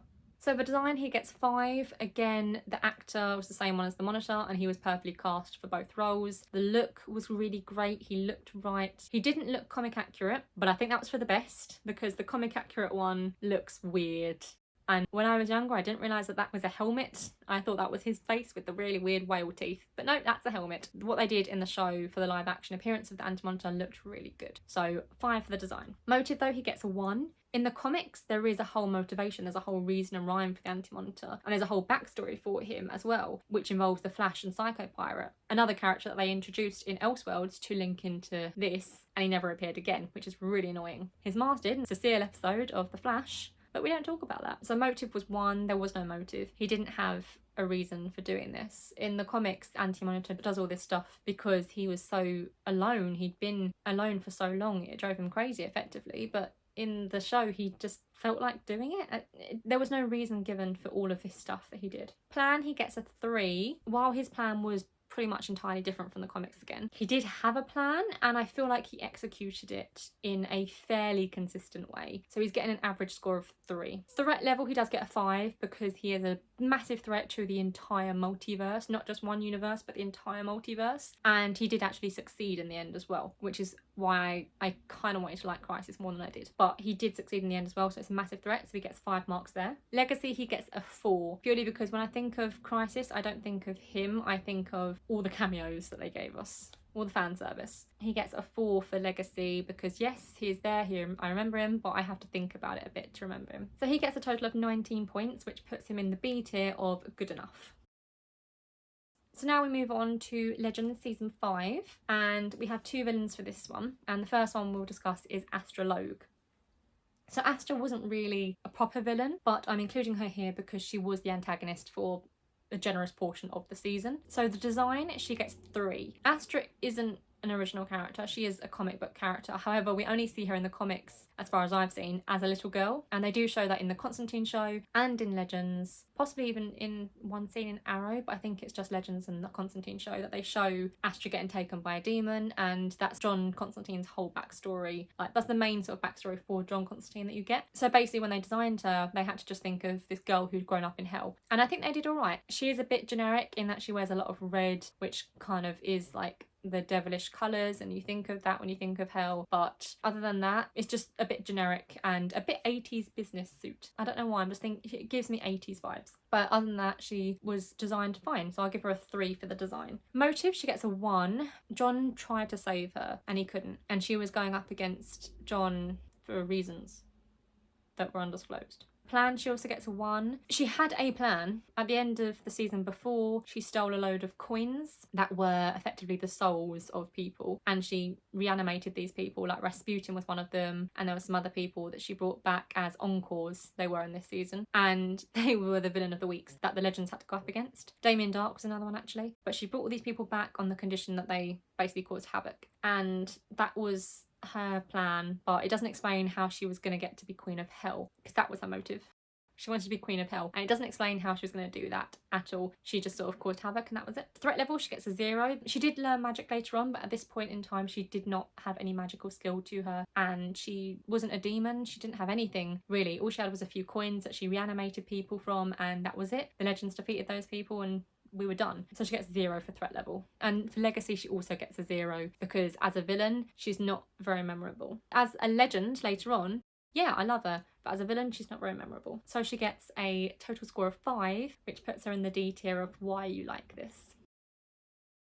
The rest of that season was dominated by the Fates, and they were the main villain of the season after Astra, and they were combined with Astra's story as well. So the Fates you had were Clotho, who was also Charlie, one of the Legends, and she was the spinner of fate. She spun the threads. Lachesis, who was the allotter. So Lachesis would draw out the thread from the person, so she would basically draw out the fate once Clotho had spun it. And then Atropos was the final fate, the oldest, and she would cut the thread of life once it was all done. So I'll talk about them as a whole because they're not really separated much. They very much work as a unit, apart from Clotho, who is Charlie, as I say, and she's actually working with the Legends against the rest of the Fates. So for design, they get a 4. Each of them had their own unique designs. Charlie, I just hated altogether. Even the accent, which is the actress's own accent, I hated that as well. Charlie in general, I just really didn't like as a character. I missed Amaya. I didn't want Charlie there. Lachesis looked amazing because she just looked so stern, so scary, and the actress was unrecognisable. I saw this actress in a show called The Paradise before, and she was so sweet and timid, and then seeing her in this, I didn't recognise her at all until I found out after the fact that it was her, and looking back at pictures I can sort of see it now, but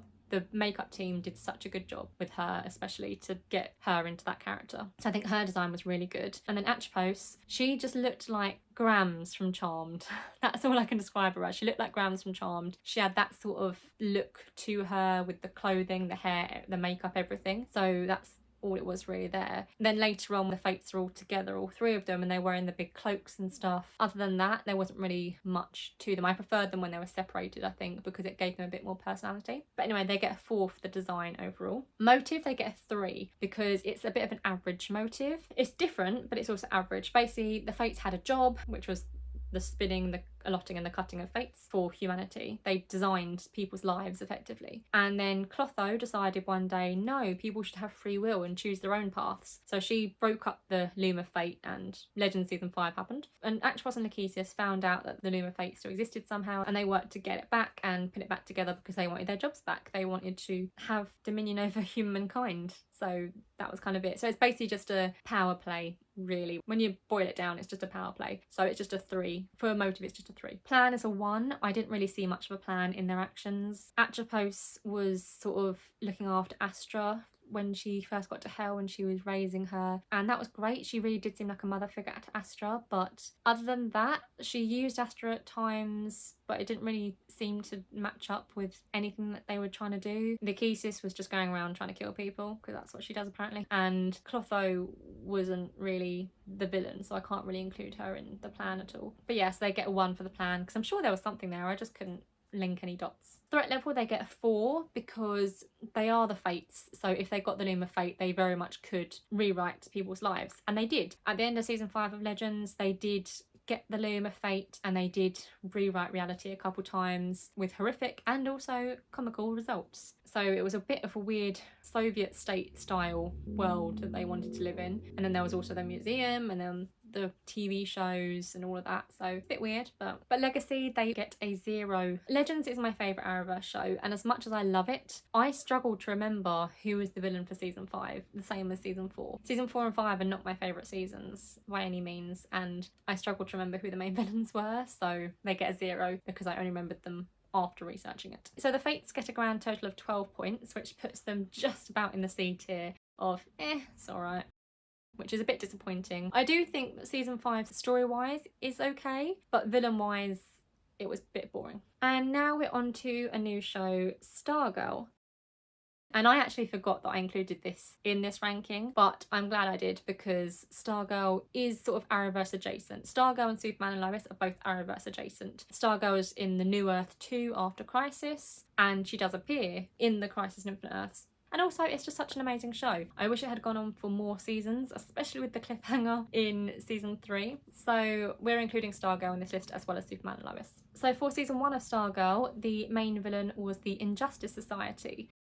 And I've got to say, they were brilliant. That was really good. They were really good villains. It was like the Legion of Doom amped up to a billion. No surprises as to what the scoring is going to be on this one. So for design, they get 5. I think each and every member of the Injustice Society was designed perfectly, and it suited that character's personality, and it suited their power set, and it suited everything to do with them. And they were all different and unique and individual. You could see the differences. It was a massive group. The Injustice Society was a very big group of characters, but they were all their own people, and I liked their design. So they're getting a 5 all round for the design. Motive, they're also getting a 5. Their motive was the environmentalist type motive, where it's just trying to make a better world. Yes, individually they may have had their own reasons for doing this, but as a group, as a whole, which is what I'm ranking them on here, their motive was to make the world a better place. They were trying to indoctrinate people to make it better. So they get a 5 for the motive. Plan, they also get a 5. It fit their motive perfectly, and as I say, they were trying to indoctrinate people. They were trying to use different skills and power sets to make this happen, and they were nearly there until Stargirl stopped it. And to be honest, even when they found out what they were actually doing, they were like, wait, are we the bad guys here? Because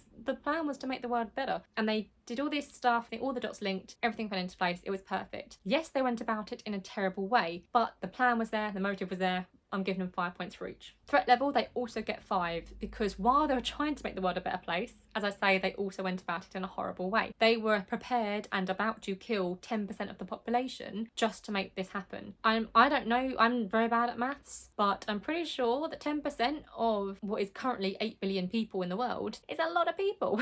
So yeah, it's a big threat, and yeah, 5 marks. And Legacy, they also get 5 marks because I definitely remember Stargirl season 1 and I really enjoy it. I fully remember watching that and it was very enjoyable, and the villains were all enjoyable and, as I say, individual and unique. And it was, yeah, they all have a legacy, so I'm going to say 5, yeah. So that gives them a grand total of the top marks of 25 points, which puts them right at the top of the A tier of near perfection.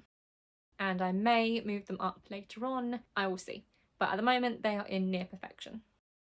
So next up is Batwoman season 2, and the first villain we're looking at is Sapphire, who I found very bland, I'm going to be honest. So design, she's getting a 4. Kind of hard to be harsh on the design of characters, because to deduct points I'd need a reason to deduct them, and there's not really any reason to deduct them from Sapphire. And I quite like the design of her long coats and stuff like that she wears, so I'll give her the 4 for the design. And there's not really much else you could have done with this character design wise, so I'll give her the 4. Motive, she gets a 1. Her motive for doing what she does is because Alice stole a single flower from her. That was it. It's a bit Beauty and the Beast, except without the enchanted castle and the massive library. And if there's no library, then plan, she gets a 2 because I'm sure there was a plan. It was something to do with Ocean and something to do with a person with a walking stick who hypnotised people. And that is all I remember. But yeah, she gets a 2 for the plan. I feel like it was a bit convoluted to the point of not really making that much sense. Sometimes convoluted plans can be alright if they make sense, if by the end all the dots drop into place and everything makes sense. But if nothing really makes sense, if it's just convoluted for the sake of it, or convoluted because the writers just didn't know what way to go, that's not good. So she's getting a 2 for plan. Threat level, she gets 1. She wasn't really a threat. I think she was supposed to be like a female Ra's al Ghul and just ended up being boring, because she had all these people on the island with her who were skilled fighters, and Ocean was the one who trained Alice when she was on there as Beth. But that was it. She didn't really use them in any meaningful way, and she wasn't really even a villain for Batwoman. She was a villain for Alice, if anything. And Legacy, she also gets a 1, because honestly, Batwoman season 2, I kind of forgot until making this video who all the villains were and what happened. I just remembered Ryan Wilder and her instruction as Batwoman. I didn't really remember the story, like the main story of season 2 and all that. So yeah, that was a bit blurry. So Sophia gets a 1 for legacy. And that gives her a measly score of 9, which puts her in the D tier of why you like this. And next up is Black Mask. This villain could have been so good if done right. I just think it was weird. Having said that, the design, he does get 5. The mask did look good, and I think the actor was nicely cast. He pulled off Roman Sionis and Black Mask quite well, but I just think more could have been done with the actual character. But the design wise, I think he looked good, so I'll give him the 5 for the design. Motive, he gets a 2. Generally, Roman Sionis has a little bit of a different motive, but in this particular one, he, for some reason, was using Kate Kane and making her believe that she was his daughter who died in Arkham.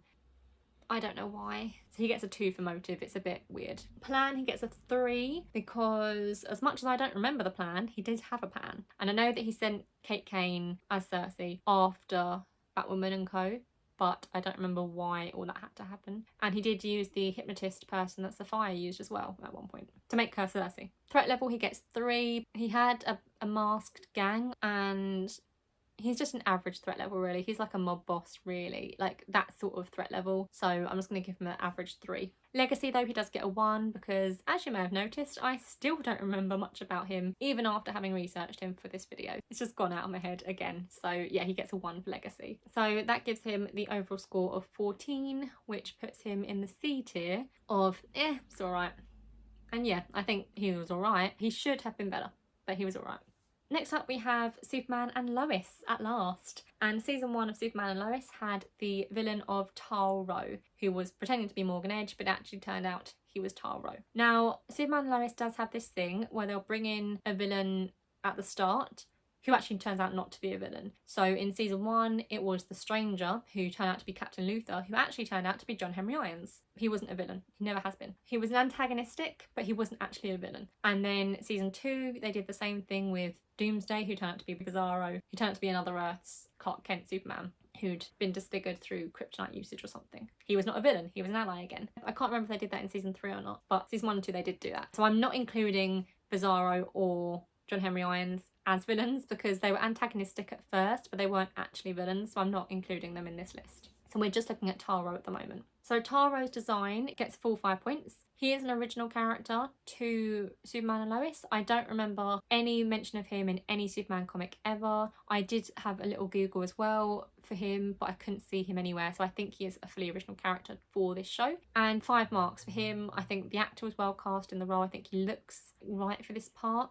And I think the costume was quite nice as well. But there's not really much else to say. I just didn't have anything to deduct a point for, so he gets 5 marks. Motive, he gets a 4. His hatred towards his brother was directed purely because of the indoctrination of his father. So it's a little bit of more of the psychological aspect with him as well, because he was indoctrinated as a child by his dad while he was alone on this planet. And he didn't have the nice life that Clark did, where he grew up with a loving family. He grew up alone and isolated and bullied effectively. So yeah, he was an abused child. He grew up that way. So he gets a 4 because it doesn't really explain why he did certain things, but it does explain a lot about him. Plan, he gets a 5. It does line up with the motive, and he had a plan, he executed it. He became Morgan Edge and took hold of the media and did all the stuff he needed to do. He went into Smallville, got the XK and all this out of the mines, started using it to try and bring back Krypton and all these people from the crystals. It was a plan and it was working. Threat level, he gets a 4 because he is a rogue Kryptonian, so he's always going to have more than a 3. But I wouldn't put a 5 because it wasn't really a proper universal type threat. He may have been, had he succeeded in his plan to bring Kryptonians back from the dead with the crystals and Smallvillians, but other than that, he didn't really have anything too threatening about him. Legacy, though, he does get a 5 because we always love Taro. We remember and we love Taro. He was in season 2 as well, and we were very excited when he was in that, so clearly he was quite a memorable villain, and he was Superman's brother. I think that was quite interesting, so he gets a 5 for Legacy. So that gives him a total of 23, which puts him in the A tier of near perfection. So now we're on to The Flash season 7, and the first villain for this season are the Forces. Okay, I'm gonna just hurry up through this one because I've already spoken about the Forces in my rewriting the Flash video and why they don't work and why they never should have been a villain, but my need to do everything is right as possible, includes them in this video. So we're going to just rush through this one because I don't want to talk about the forces again. So design, they get a 1 because they sucked. The design was boring, it was stupid, they were humans, and that was it. And Fuerza looked terrible. Motive is a 0. They had literally no motive for doing what they did. In the comics, it made sense. There was a reason for this, and I spoke about that in my Rewriting the Flash video, so I'm not going to talk about it here, but there was a motive in the comics, a very clear motive and a personal motive. This one, they had no motive for doing what they did, they just decided to do this. Plan, I'll give them a 1 because I feel like there was a plan somewhere in there, but there was nothing to it, so it's just a 1. Moving on. Threat level is a 2, purely on the basis that they could have hurt people easily because of their power sets, but it wasn't really much of a threat because they were boring. They bore me. I'm bored talking about them, so I'm just moving on. Legacy, they got a 1. I wish I could forget them, but I can't. I really can't forget them. I wish I could. I wish I just didn't care about them and could forget them, but I hate them. So overall they get 5 marks, which puts them in the E tier of you are dead to me. And they very much are. Moving swiftly on. The next villain is Godspeed, and again, I spoke about this in my Rewriting the Flash video, so I'm not going to go into too much here. Design, he gets 5 because the suit looked gorgeous and it was very comic accurate as well, and the actor for this particular version of Godspeed did suit the role as well, comic accurate wise. He looked right. The actor they had in season 5 didn't really look comic accurate in my opinion, but this actor did. Like, I mean, just to the picture of the man. So he gets full 5 marks for design. Motive, he gets 1. There was no motive, but I decided to be generous. Plan, he gets 1. Was there even a plan for any of this? There must have been for him to make that many clones, but I just don't buy it. Threat level 2. He was there. He had speed. That's about it. And legacy is 1 because, again, I just want to forget he even existed. Godspeed was done so dirty on this show. He should have been so much better. He could have been so much better. I discussed on my Rewriting the Flash video just how much better he could have been, and the story behind him should have been utilised more. So check out the chapters for seasons 6 and 7 to find out more about the Godspeed arc that I would have done. But for Godspeed in the actual show, he gets a measly score of 10 points, which just has him in the D tier of why you like this. And yeah, I just want to ask, why is he like that? On to Supergirl season 6 now.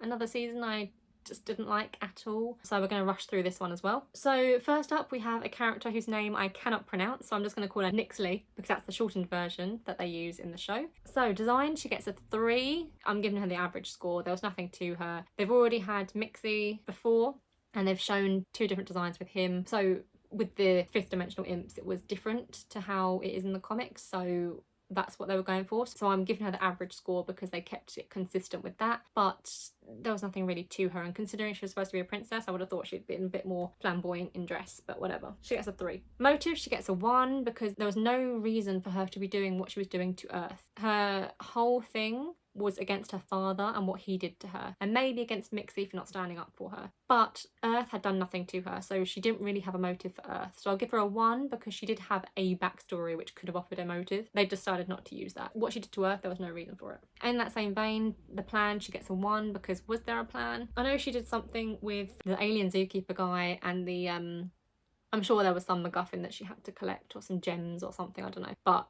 there was no real plan there, so she gets a 1 for that. Threat level, she gets a 3 because she is a 5th dimensional imp, so she has magic at her disposal, which means she is able to hurt Kara, a Kryptonian. Kryptonians have 2 weaknesses, not just kryptonite. People forget that Kryptonians are not immune to magic. They can get hurt from kryptonite and magic, so Nixley can hurt her with that. So you know, if you can hurt a Kryptonian, you're pretty threatening, so I'll give her the 3 for that. Legacy, she gets 1 because I actually forgot she existed until I started doing this list and then remembered the travesty of Supergirl season 6.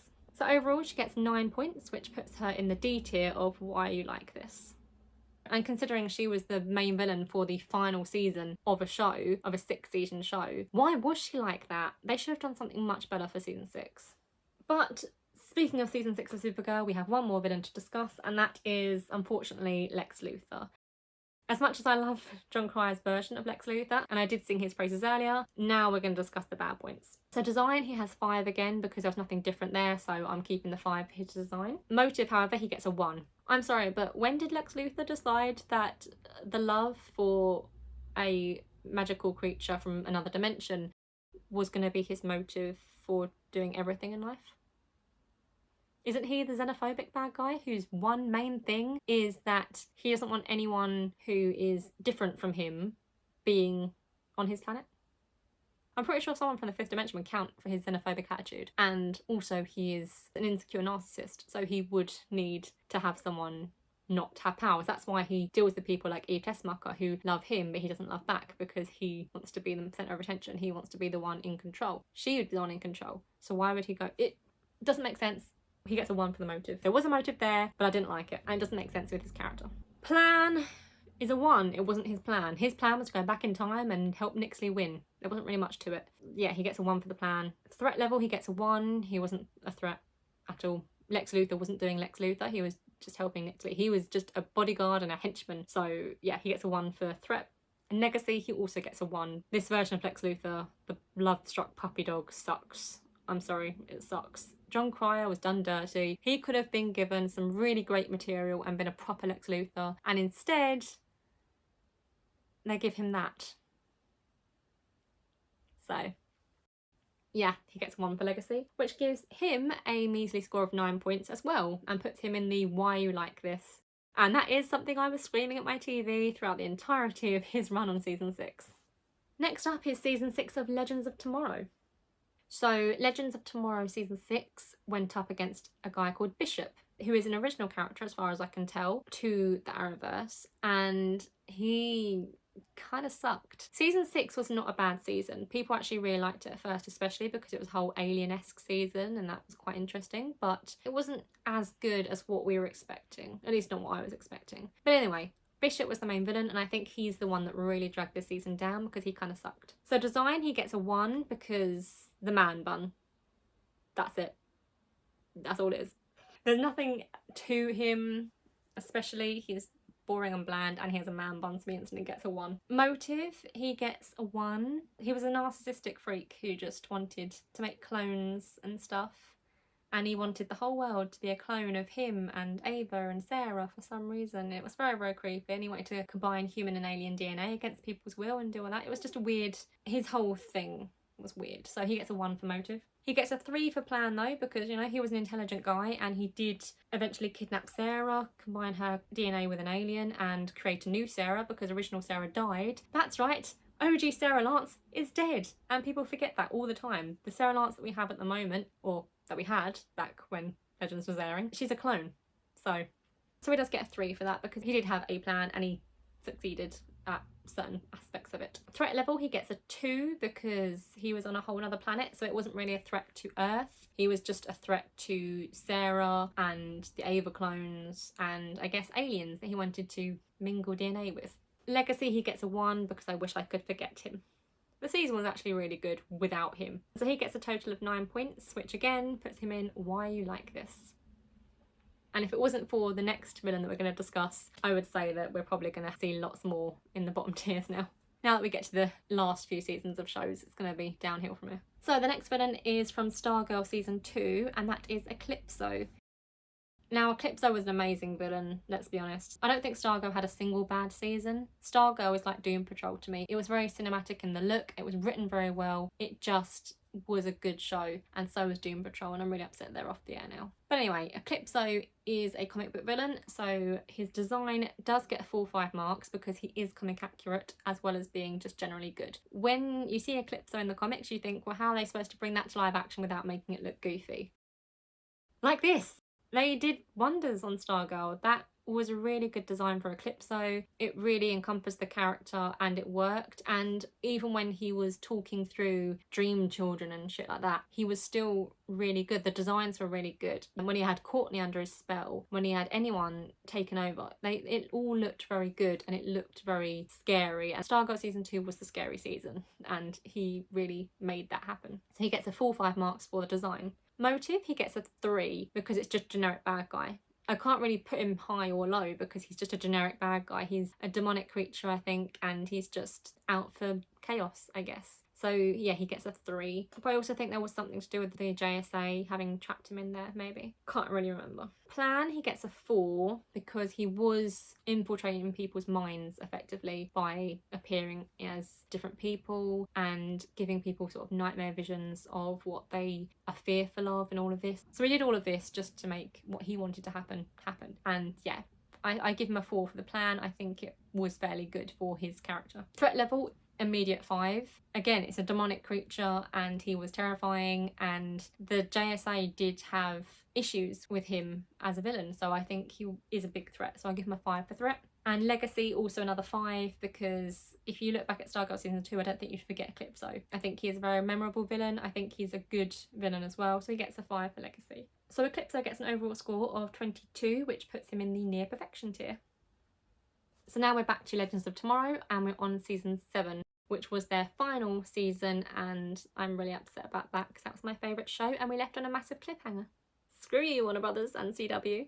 So for this we have about 3 different villains, so I'm just going to whiz through them as much as I can. So first of all we've got Bishop, so I will whiz through him just because I've already talked about Bishop. Although this is a different version of him, this is the past version of him before the events of season 6, where he discovers Gideon and resets and reboots her to take away the personality that Rip gave her so that she could learn and develop as she went and got a personality. So design, he gets a 3 because I can't really be too mean about him this time, and also he was wearing like a lab coat a lot of the time and stuff like that, so he did seem a bit more, you know, he wasn't really so up himself in this. He was a bit more sort of inquisitive scientist and he was trying to do good, so I will give him a 3 for the design. Motive, I'll give him a 3 because, as I say, he was trying to do good on this occasion. He found Gideon and he thought that the Legends were bad guys. He thought the Legends had killed him. He somehow got some memories and he thought that the Legends had caused his death, or were going to cause his death and kill him, so he just wanted to survive, and he also wanted to do good for the world and for the timeline. He thought the Legends were messing with time. So Motive, he gets a 3. Plan, he gets a 2 because his plan was to give an AI absolutely no emotions and make them more powerful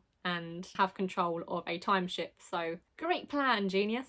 Threat level, he gets a 1 because he was still in the early stages of being who he was at that point, so he wasn't really a threat. He had a general sort of higher intelligence, but that was it. Legacy, he gets a 1 because I kind of forget that he existed in this season. That gives him a score of 10, which is why you like this. The next villain we'll discuss are the Robo Legends, and these are sort of tools of the main villain, not really villains themselves as such, but I really love them and I wanted to talk about them, so we're just going to talk about it briefly. So the design, they get a 5 because my god, these are brilliant. So Sarah looks like Sarah, but I think they did the hair a little bit differently, and I do like that because we don't see her in her white canary suit a lot in the later seasons. In the first 2 seasons, I think, we see her in the white canary suit quite a bit. From season 3 or 4 onwards, we don't really see any of them really suit up as much, so I was glad to see her in the white canary suit. Nate, my god, Nate looked hilarious. That was brilliant. The arms were just hilarious. Astra looked fantastic. Astra looked phenomenal. She was absolutely gorgeous. The actress should just use that red wig all the time because that was gorgeous on her, and the red and black outfit that she had was just so stunning, so I loved that. Spooner looked a bit of a rough cowgirl really, so that was a bit odd, but it's kind of suited the Robo Spooner. Zari, I loved her look. I thought that really worked for OG Zari. Basically with Zari they did a bit of an OG look for her, so the OG Zari 1.0 was the hacker. She was a tech wizard hacker, and they went with that sort of style for her for the robot version of her, and I loved that look. Ava was the scientist doctor of the team as the robot versions, and I think that worked. It made her look very clone-like in that, so it kind of drew back to the fact that Ava was a clone. Gary, who I cannot believe was ever a legend, was in his alien form the whole time, which I appreciated. We should have more of that. And then you have Barad, who I think just looked like a sort of an SAS man off duty, I guess. But yeah, he was alright. But my favourite one was definitely Nate. Nate was the fun one. And Astra. Nate and Astra, all the way. So yeah, the Robo Legends get a full 5 marks for the design. Motive, however, they get a 1. Their motive was to save the timeline, but they didn't know any of their backstory or any of the truth. The other main villain was controlling them, really, so they didn't really know much. And every time they questioned it, they would just get remade and repurposed into a new robot legend. Plan, they get a 1 because again, the other main villain was the one doing all the plans. They did have their own autonomy as characters. They weren't programmed by the main villain to do certain things. They did choose their own paths, but under the guidelines of the main villain. Yeah, so they get a 1 for the plan. Threat level, they get 3 because they did have strengths to them and they could have been much bigger threats. So I'll give them a 3 for threat. And legacy, they get a 3 as well because they are quite memorable, because they were quite funny and they left some memorable scenes. So I'll give them a 3 for legacy. And that gives them an overall score of 13, which puts them in the C tier of it's alright. And considering they weren't the main villains of the season, I am fine with that score. And the last ever villain for Legends of Tomorrow was Evil Gideon. So Gideon was the AI of the Wave Rider for the entirety of the show. And then in season 7, Past Bishop found a version of Gideon and reprogrammed her, took away her personality and her emotional ability to develop, which made her evil. And it took her back to her regular programming of saving the timeline, but to the extreme. So all of the plans were effectively her plans. She was the one who created the robot legend. She created everything else. Bishop had given her full reign of the ship and abilities to change things a bit more. So she'd been given significant upgrades, and then eventually she did give herself her own body, which was based on the human Gideon body, as well as the fact that Gideon has always looked like that. But yeah, so that's Evil Gideon. Her design, she's going to get a 5. They did change how Gideon looked throughout the seasons anyway, ever so slightly. But the Evil Gideon, the robot version of her, I think did look quite cool. It was a bit Terminator at times and stuff like that, so I think it looked quite cool. I can't really deduct any points, so I'm going to give her a 5. Motive, she gets a 3 because she was just trying to save the timeline, but at the same time, she didn't need to kill everybody to do it, so I'll give her a 3. For the plan, she gets a 4. I don't really remember much of her plan. She created the robot legends, and then she created herself when the Robo Legends failed. If you want the job done right, you got to do it yourself. And yeah, her plan was just to kill the real legends and save the timeline and replace anyone in the timeline who saw anything weird or would have changed anything even slightly with a robot version of herself who would have done the right thing for that person in time. So there was a very strict plan in place, so I'll give her a 4 for that. Threat level, she's also a 4 because she is an evil AI. Need I say more? Legacy, she gets a 4. I think even though it wasn't intended to be the last season of Legends when it was written, ending the show with the AI who they have known and trusted all the way through the show being the final main villain, I think is quite poetic, even if I didn't want that to be the end of the show and the writers didn't want it to be the end of the show and the actors didn't want it to be the end of the show. But I do think that she was quite a memorable character. You always see an AI in these things and think they're going to be evil at some point, and Gideon eventually was. And it also gave Amy Louise Pemberton, the actress, a lot more to do because she was playing the evil Gideon and the main Gideon, and she was doing it in her human form as well as just the voice, so she had a lot more to do this season. So she gets 4 points for legacy. So that gives Evil Gideon an overall score of 20 points, which puts her in the B tier of good enough. Now onto the final season of Batwoman. So we have another 2 villains to discuss. So first up is Poison Ivy. Now, I love Poison Ivy in the comics, always have, always will, but the Poison Ivy in the show was done really weird. I'm not including Poison Mary in this because Poison Mary was not technically a villain. Mary was being controlled by Poison Ivy, and then once Poison Ivy had taken what she needed from Mary and Mary was back to normal, she was a bit of an emotional wreck because of what happened. So I can't really say that Mary was a villain. So Poison Ivy is the only one we're discussing. For the design, she gets 4. I liked the look of her. I liked what they did with her. I felt like it was a bit reminiscent of, I think it's the Arkham games. It's a look that Poison Ivy has in one of the games, and I liked that look on this character in the show, but I feel like there should have been more green to it. If I'm honest, the Poison Mary look was much better, much more Poison Ivy. I loved that. Poison Ivy paled in comparison, but I am glad that she had the red hair and she had some form of green on her. I just wish there was more green. Motive, she gets a 5. Poison Ivy is an environmental terrorist, so she is just purely save the planet, and I can appreciate that. Maybe not in the way that she does things, but her message is clear, and I will give her a 5 for motive because that is her whole thing. Also, with this particular version of Poison Ivy, she had the revenge motive because of what Batman and Renee had done to her. Plan, she gets 3 because it was kind of an average bad guy plan. I'm gonna go here and destroy this thing and moo ha ha ha. That's kind of it, so I'll give her a 3 for the plan. Threat level is 4 because if you can control all plant life on Earth, you a threat. So yeah, Poison Ivy is a threat, and I'll give her a 4 for the threat level. Legacy, she gets a 3 because honestly I kind of half forgot that she was in Batwoman at all. So she gets a 3 for Legacy. Also, I think the reason for that is that she wasn't actually on our screens long enough for me to remember her, or for her to leave a lasting impression. So she gets an overall score of 19, which puts her in the B tier of good enough. So next up is Marcus Jet, also known as Joker 2.0. So Marcus was a completely original character for the series along with Ryan Wilder, and he was her brother. And he turned out to be the Batwoman version of the Joker because they can't use the Joker, but they sort of slightly did in order to make Marcus. So for design, he gets a 4 because I think he looked good. He wasn't as over the top as the Joker is, but I don't think they could do quite that much anyway. But he did look alright. I think he had purple hair and he wore a bright orange suit, I believe. So it is what it is. I think it was alright. So he gets a 4 for the design. Motive, he gets a 2. It was just a I'm a bad guy, I'm going to do bad things kind of thing. There was no real motive to him doing anything that he did. So I'll give him a 2 just for the sake of it, but there wasn't really much there. Plan, he gets a 3. There were essences of a plan there, but it was kind of an average bad guy plan. Just go along, collect things, do the bad thing. Then there was a fight in a blimp. It was just a bit average bad guy. So the plan gets a 3. Threat level, he also gets a 3. It wasn't really much of a threat. Yes, he had loads of chemicals at the end and he was just going to just kill everyone that he could, but it wasn't really as big a threat as some other villains have been, so I can't really put him higher than the average 3. Legacy, however, he does get a 5 because I think he was a very good villain on the show. I don't think he was as good as he could have been, but I'm going to be generous and just give him the full 5 marks for Legacy.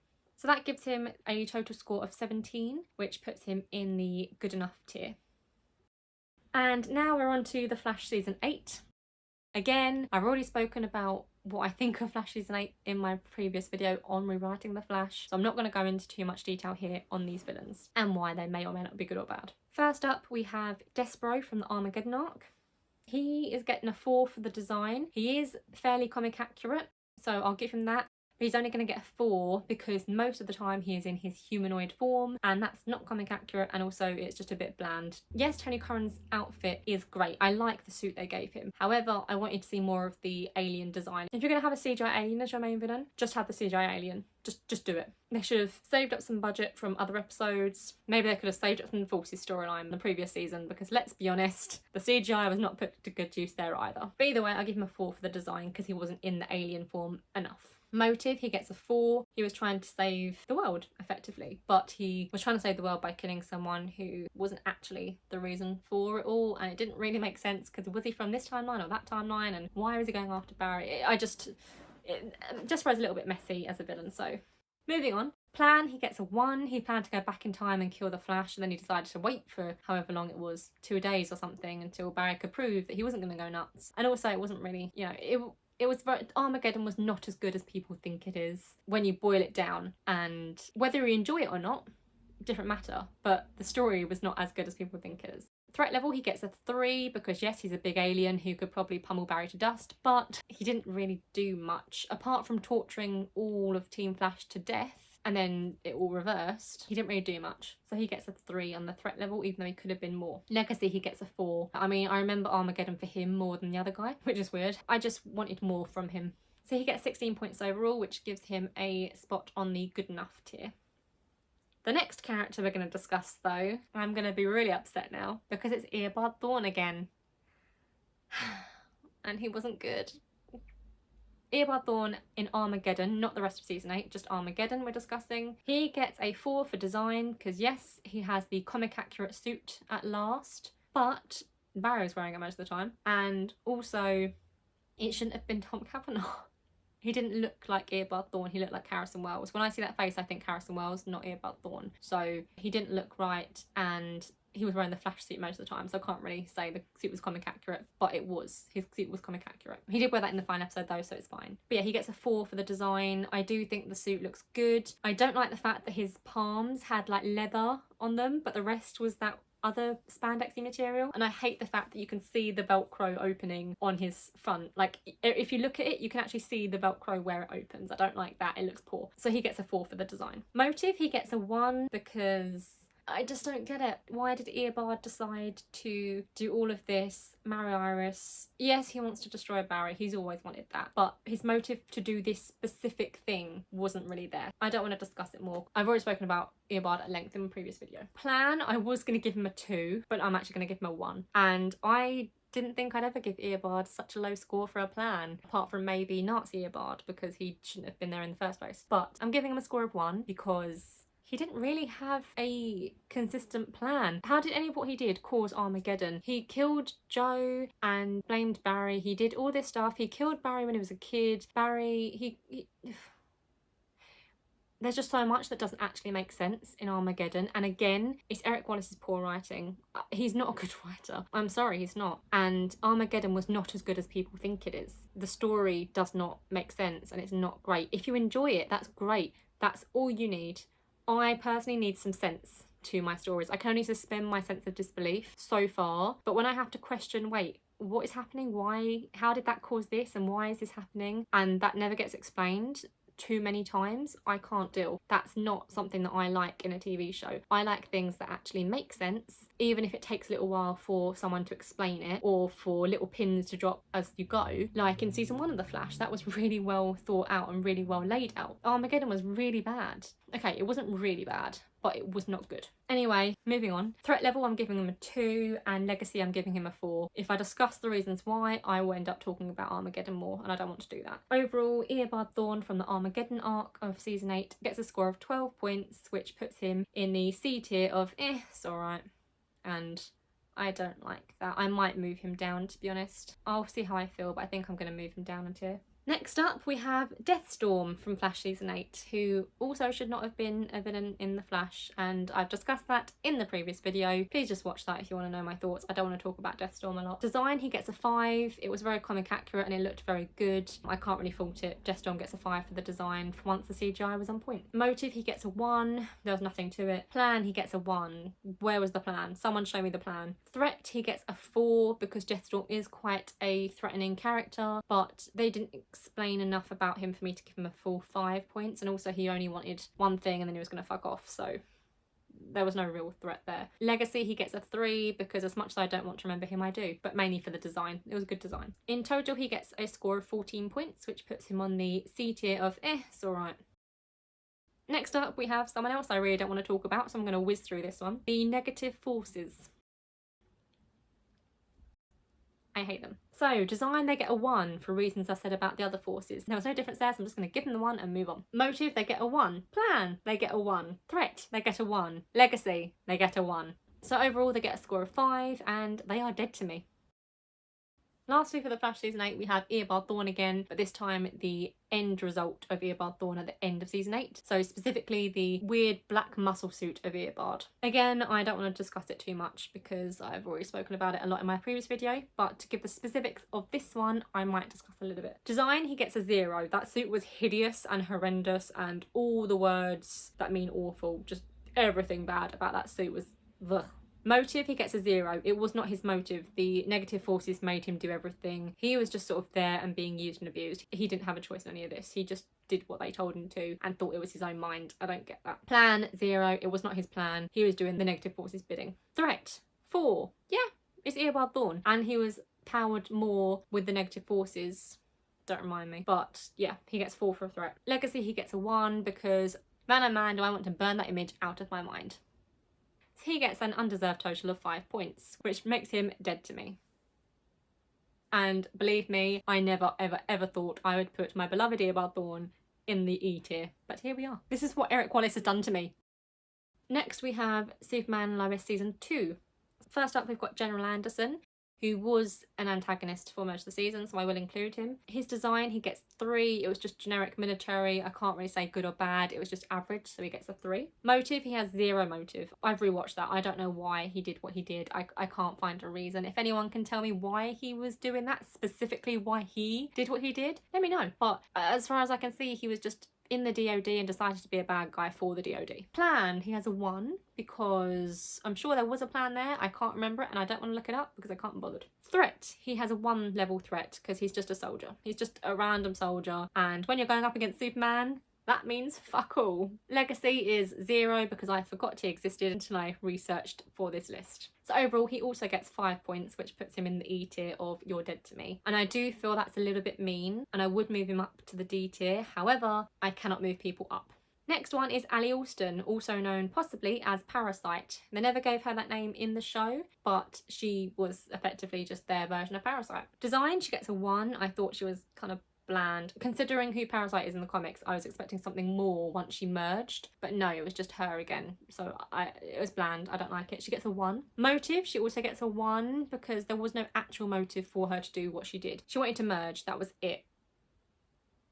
That was it. There was no reason for her to want to merge. There was no real backstory given for her to do the things that she was doing, so she gets a 1 on the motive there. Plan, she gets a 4. She developed a cult following and killed half of them to do stuff. She merged things, and then she was going to merge the worlds. Why? I don't know. That was never her motive, but now it is. She wants everyone to merge, even though some people would have died in the process because people like Natalie didn't exist on the other Earth. Sarah and Sophie didn't exist on the other Earth, so what would happen to them? Would they just die? And that is why her threat level is 5, because a lot of people potentially would have died if she'd have succeeded. And also, she was quite a threat to Superman. She did stop him for quite a while, or take his powers for a little bit or something. She was a big threat, so I will give her the 5 for the threat level. And Legacy, I'll give her a 3 because I do remember her as being the main villain of season 2. I just don't remember her fondly. And I do remember things that she did and wanted and stuff like that. But I don't remember them off the top of my head. It's usually as I start talking and thinking about it that I'll remember more things. So overall, she gets a score of 14, which puts her in the C tier of, it's alright. And to be honest, considering Superman and Lois is such a good show, I'm okay with that. The rest of the show was able to carry the poor villain. Next up is Stargirl season 3, and we're first going to talk about Icicle. So Icicle was the head of the Injustice Society in season 1, and we're going full circle back to Icicle in season 3. So design, he gets a 5 for the same reason as I mentioned for the Injustice Society. I just think he looked really great. Everything about him looked great. He really did sell the part, and the actor was really great. Motive, he gets a 3. It was kind of just an average bad guy motive, really. He was killed by the hero because he was doing villainous things, and they had to kill him to stop him, and then he decided to kill his ex-teammates and go after his son, and yeah, it was just generic bad guy stuff for that one, so I'll give him a 3 for the motive. Plan, I will give him a 5 because he did clearly plan things out for quite a while and quite intricately, because he had all the cameras around every building he needed, and considering his team up with the other villain we'll talk about, it was intricately planned. Threat level is a 4 because Icicle is quite a threatening villain, and he has got the ice powers at his disposal, as well as being quite intelligent as well, so he is quite a threat, so he does get the 4 for threat. And Legacy, he gets a 5 because he's a very memorable villain. There's a reason that they brought him back as a villain, is because people remembered him so well from season 1 as being a great villain. So he has a good legacy. So I'll give him a full 5 points for Legacy. So that gives him a total score of 22, which puts him in the near perfection tier.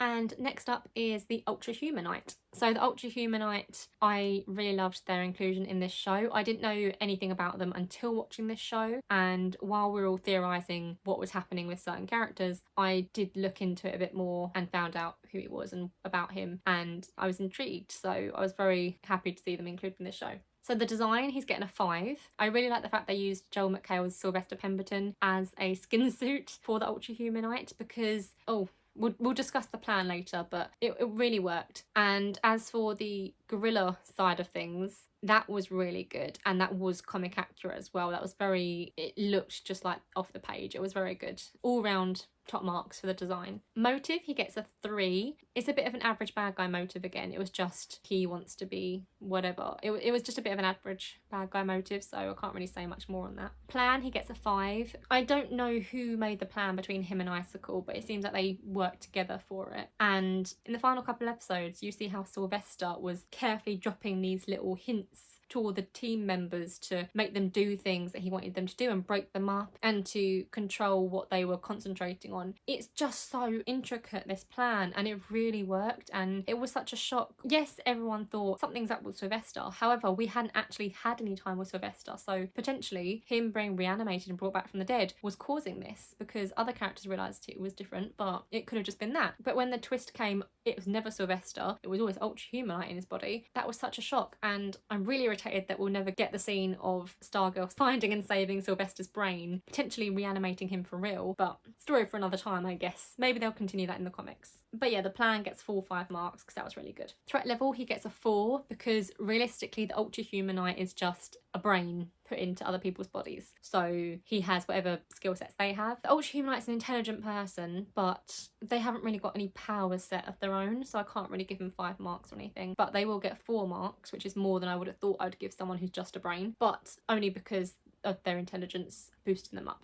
And Legacy, they get a 5 because that was really well done in the show. Stargirl is a show that has never disappointed, and since it ended on season 3, we'll never see if it had the season 4 curse. But I don't think it would have had a bad season 4 had they have been able to carry on, because there wasn't a bad episode of Stargirl. There was never an episode that I came away thinking, well, that kind of sucked. It was all great. So Ultrahumanite also gets a score of 22, which puts him in the near perfection tier. And I do believe that means every single Stargirl villain is in the A tier. Stargirl did not have a single bad villain, so that's how good that show was. Next up we have Flash Season 9. First up we'll discuss Red Death.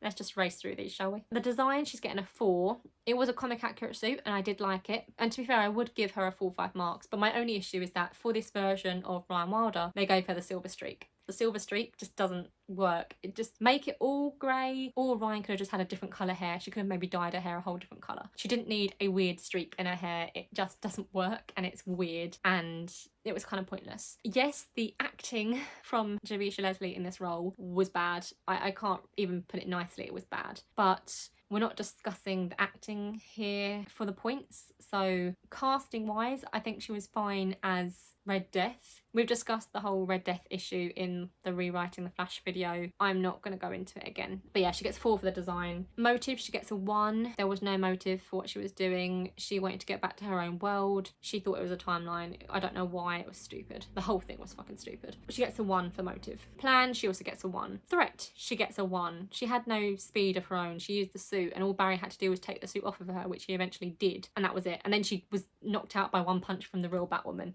So fucking stupid arc. Legacy, she gets a 0. I want to burn her from my brain. And to be fair, I actually do keep forgetting that she was even a thing. So overall, she gets a total of 7 points, which puts her in the D tier of why you like this. And I will move her down into the E tier right now of You're Dead to Me. And next up we have Cobalt Blue. I have my issues with this. Design wise, he gets 5 points because he was very comic accurate. That suit was gorgeous. Obviously Rick Cosnett was perfectly cast as Cobalt Blue. In the comics it's Malcolm Thorne. In the show they went with Eddie Thorne and it worked for the most part anyway. But looks wise it looked perfect and the suit was gorgeous. Motive, he gets a 4 because it was only half him. It was a good motive in that he's lost everything and he gave up his life to save people who, I don't know why he thinks they just don't remember him, but he does. He gave up his life to save people and I would have preferred he just find out that Eobard had actually come back and then it'd be like, oh, I did it all for nothing. But either way, he thinks Barry stole his life. Whatever, move on. Plan, he gets a 1 because it wasn't really his plan. It was the negative Speed Force doing most of the stuff. I'm just using him as a puppet effectively, so 1 point there. Threat level, he gets a 2. He has speed. That's about it. The rest of it, again, was negative Speed Force itself, making him do things, so I can't really call him much of a threat. He was a 2. And also, he got talked down with the power of love, so no real threat there, is there? Legacy, he gets a 4 because I just think that Rick did well with what he was given, and for what we got of Cobalt Blue, I think it was alright. I just think in the finale, the like 10 to 15 minutes we had of the real Cobalt Blue was great, and I think had they have done more with that, he might have had a better score for the Legacy, but I will give him the 4 because I think he would have been pretty good. So he gets an overall score of 16 points, which puts him squarely in the B tier of good enough. And the last villain for the Flash we will discuss is the negative Speed Force. Yay! Design, nil point. It was a blue crystal. Why wasn't it red? My main issue with the Cobalt Blue storyline is that why was the negative Speed Force blue? Cobalt Blue should have had blue lightning because it's in the name. The villains that were brought back should have had their own colour lightning.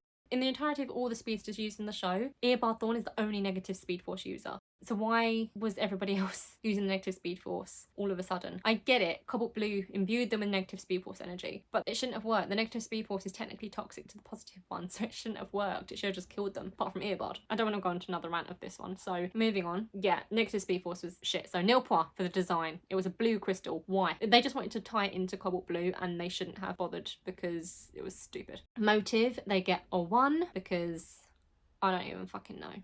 I gave it a 1.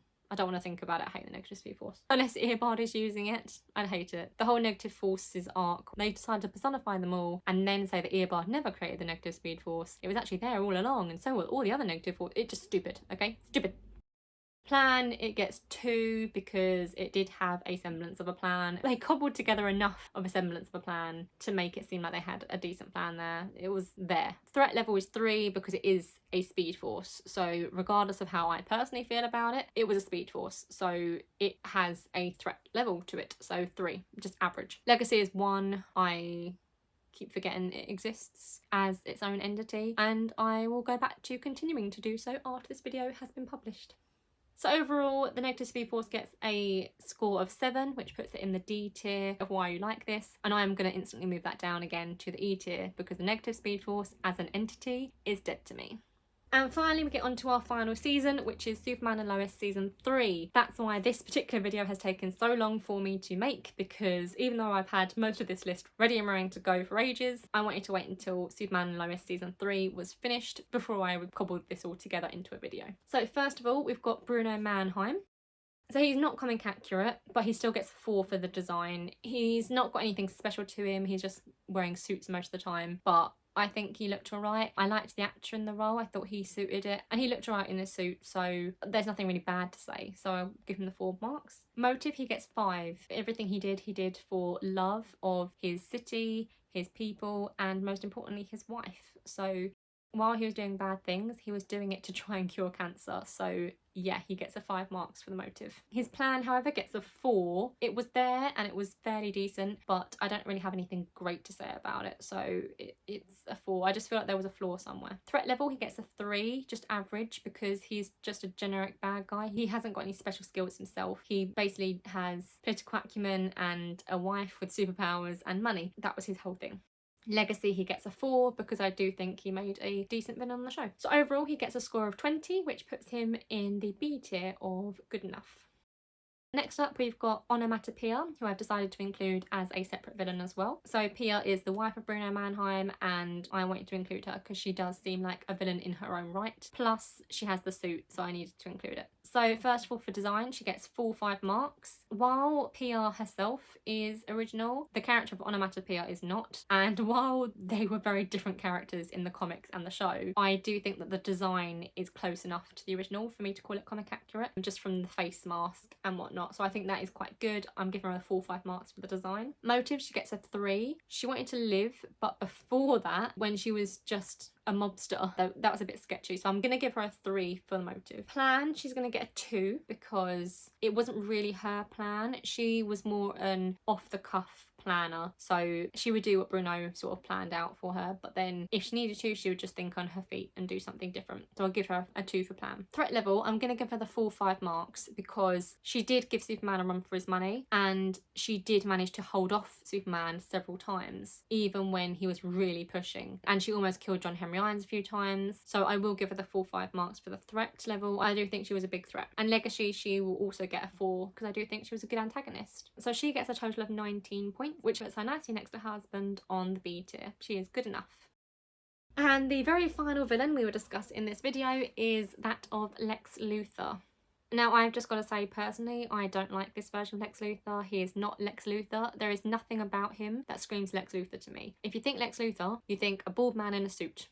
This man is neither bald nor in a suit. Yes, he's bald in these episodes, but he's not actually bald. He shaved his head, and he probably continues to shave his head, and he's not wearing a suit at any point. So he's not a businessman. He screams more biker gang leader to me rather than businessman Lex Luthor. So I don't like this version of Lex Luthor as Lex Luthor. As individual character, I think he's good. I think he works. But as Lex Luthor, no, that doesn't correlate for me. Having said that, let's get on with this. Design, he gets a 2 for the reasons I've already said. Motive, he gets a 4. So I would just give him the average 3 score because he's just a xenophobic bigot. However, his motive in these 2 episodes of Superman and Lois is purely the fact that he's trying to get to Lois because she put him in prison for something that he didn't do. It doesn't matter to him that he's done many, many other things that he should have been in prison for a much longer time. But this particular thing, this one particular thing he didn't actually do, and Lois managed to get him put in prison for it, even though Pia was the one who framed him for it. So his motive is quite personal, so I will give him the 4 marks for this. Plan, he gets 5 points because it's Lex Luthor, he makes good plans. And he did do quite a good plan here. His time in prison was spent just living in as much luxury as his prison would allow. And then after that, he went straight for Lois. I think him walking there was stupid, but he went straight for Lois to effectively tell her, yeah, stop or else. So he gave her a nice warning, that's fair enough. But yeah, his plan is to isolate Lois so that he can get her himself, and I'm assuming at some point in the next season we will see him do that and try and go for Lois, and maybe Jordan will stop him or try and stop him, but we'll see what happens there. For now, he's getting a 5 for his plan. Threat level, he gets a 4, and that's purely just because of Doomsday. I would have given him a 3 because he is just a normal human with no powers, and as far as we know at the moment, no Lexo suit either. However, because he did create Doomsday, I will give him 4 marks for threat. And in Legacy, he gets a 4 because it may just be that he was the main villain for the last 2 episodes of Superman and Lois, but he is memorable. He's what I think of when I think of season 3 of Superman and Lois. Bruno Mannheim and Pia were there for the vast majority of the season, but they weren't in the last 2 episodes at all. So Lex Luthor is what I think of when I think of Superman and Lois season 3. So yeah, Legacy, he gets a 4. And that gives him 19 points in total, which puts him tier B, which is good enough. So now that we've ranked all of the villains, let's take a look at the tier list as it stands before I shuffle it around a bit. So this is what it currently looks like, and this is what it looks like after a little rearrange. So I've kept most of the villains in the tiers that they were set into from the rankings, but I have moved a few of them around. As you can see, I've moved the Injustice Society into star quality. So the only 3 villains who received the full 25 points are all now in star quality, because there wasn't really a reason to not have them in there when they received full marks. So Eobard Thawne from Season 1 of The Flash, Eobard Thawne from Legends of Tomorrow Season 2, and the Injustice Society from Stargirl Season 1 all receive top marks and are in star quality.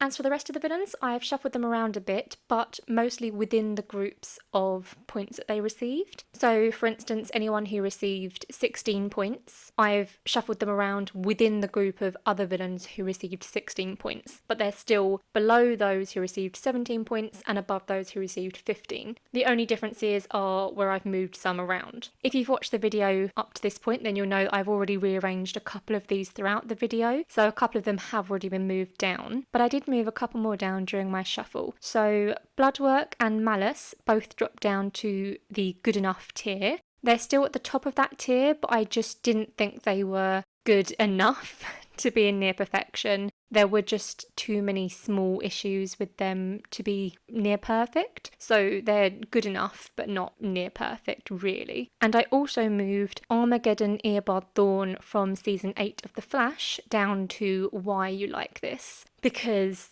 as always, I just have to ask, why is Eobard like that? I have serious issues with Flash Season 8. But those were the only villains who I moved down tiers. So everyone else is in the same tiers that they were from the rankings. So this is now what my tier list of all of the Arrowverse villains from Arrow Season 1 all the way to Superman and Lois Season 3 look like. So at the top, we have Eobard Thawne from Season 1 of The Flash, Eobard Thawne from Legends of Tomorrow Season 2, and the Injustice Society from Stargirl Season 1, all with full points in star quality. And the worst rated villain in the entirety of the Arrowverse was Gamine from Supergirl Season 5, and she only received 4 points. So she was the worst Arrowverse villain out of all of them. So that is my tier list for every single main villain in the Arrowverse that we have seen so far until Superman and Lois Season 4 comes out. So I hope you enjoyed this video. I hope I didn't piss you off too much. Thank you for sticking around to see how this turned out, unless you just skipped to the end, in which case fair enough, it's a long video. But yeah, that's my ranking. It would be a bit much for me to ask what your ranking is in the comments, but I mean, maybe tell me your top 3 and your bottom 3 villains out of all of the ones I've mentioned. But yeah, that's my list. I did want to include the villains of Titans, Black Lightning and Doom Patrol in this, but it would have been a lot more people and I was not prepared for that. I'm just surprised that I managed to do all of this in one sitting, to be honest. But that's my list all complete. So thank you for watching this video and I will see you next time.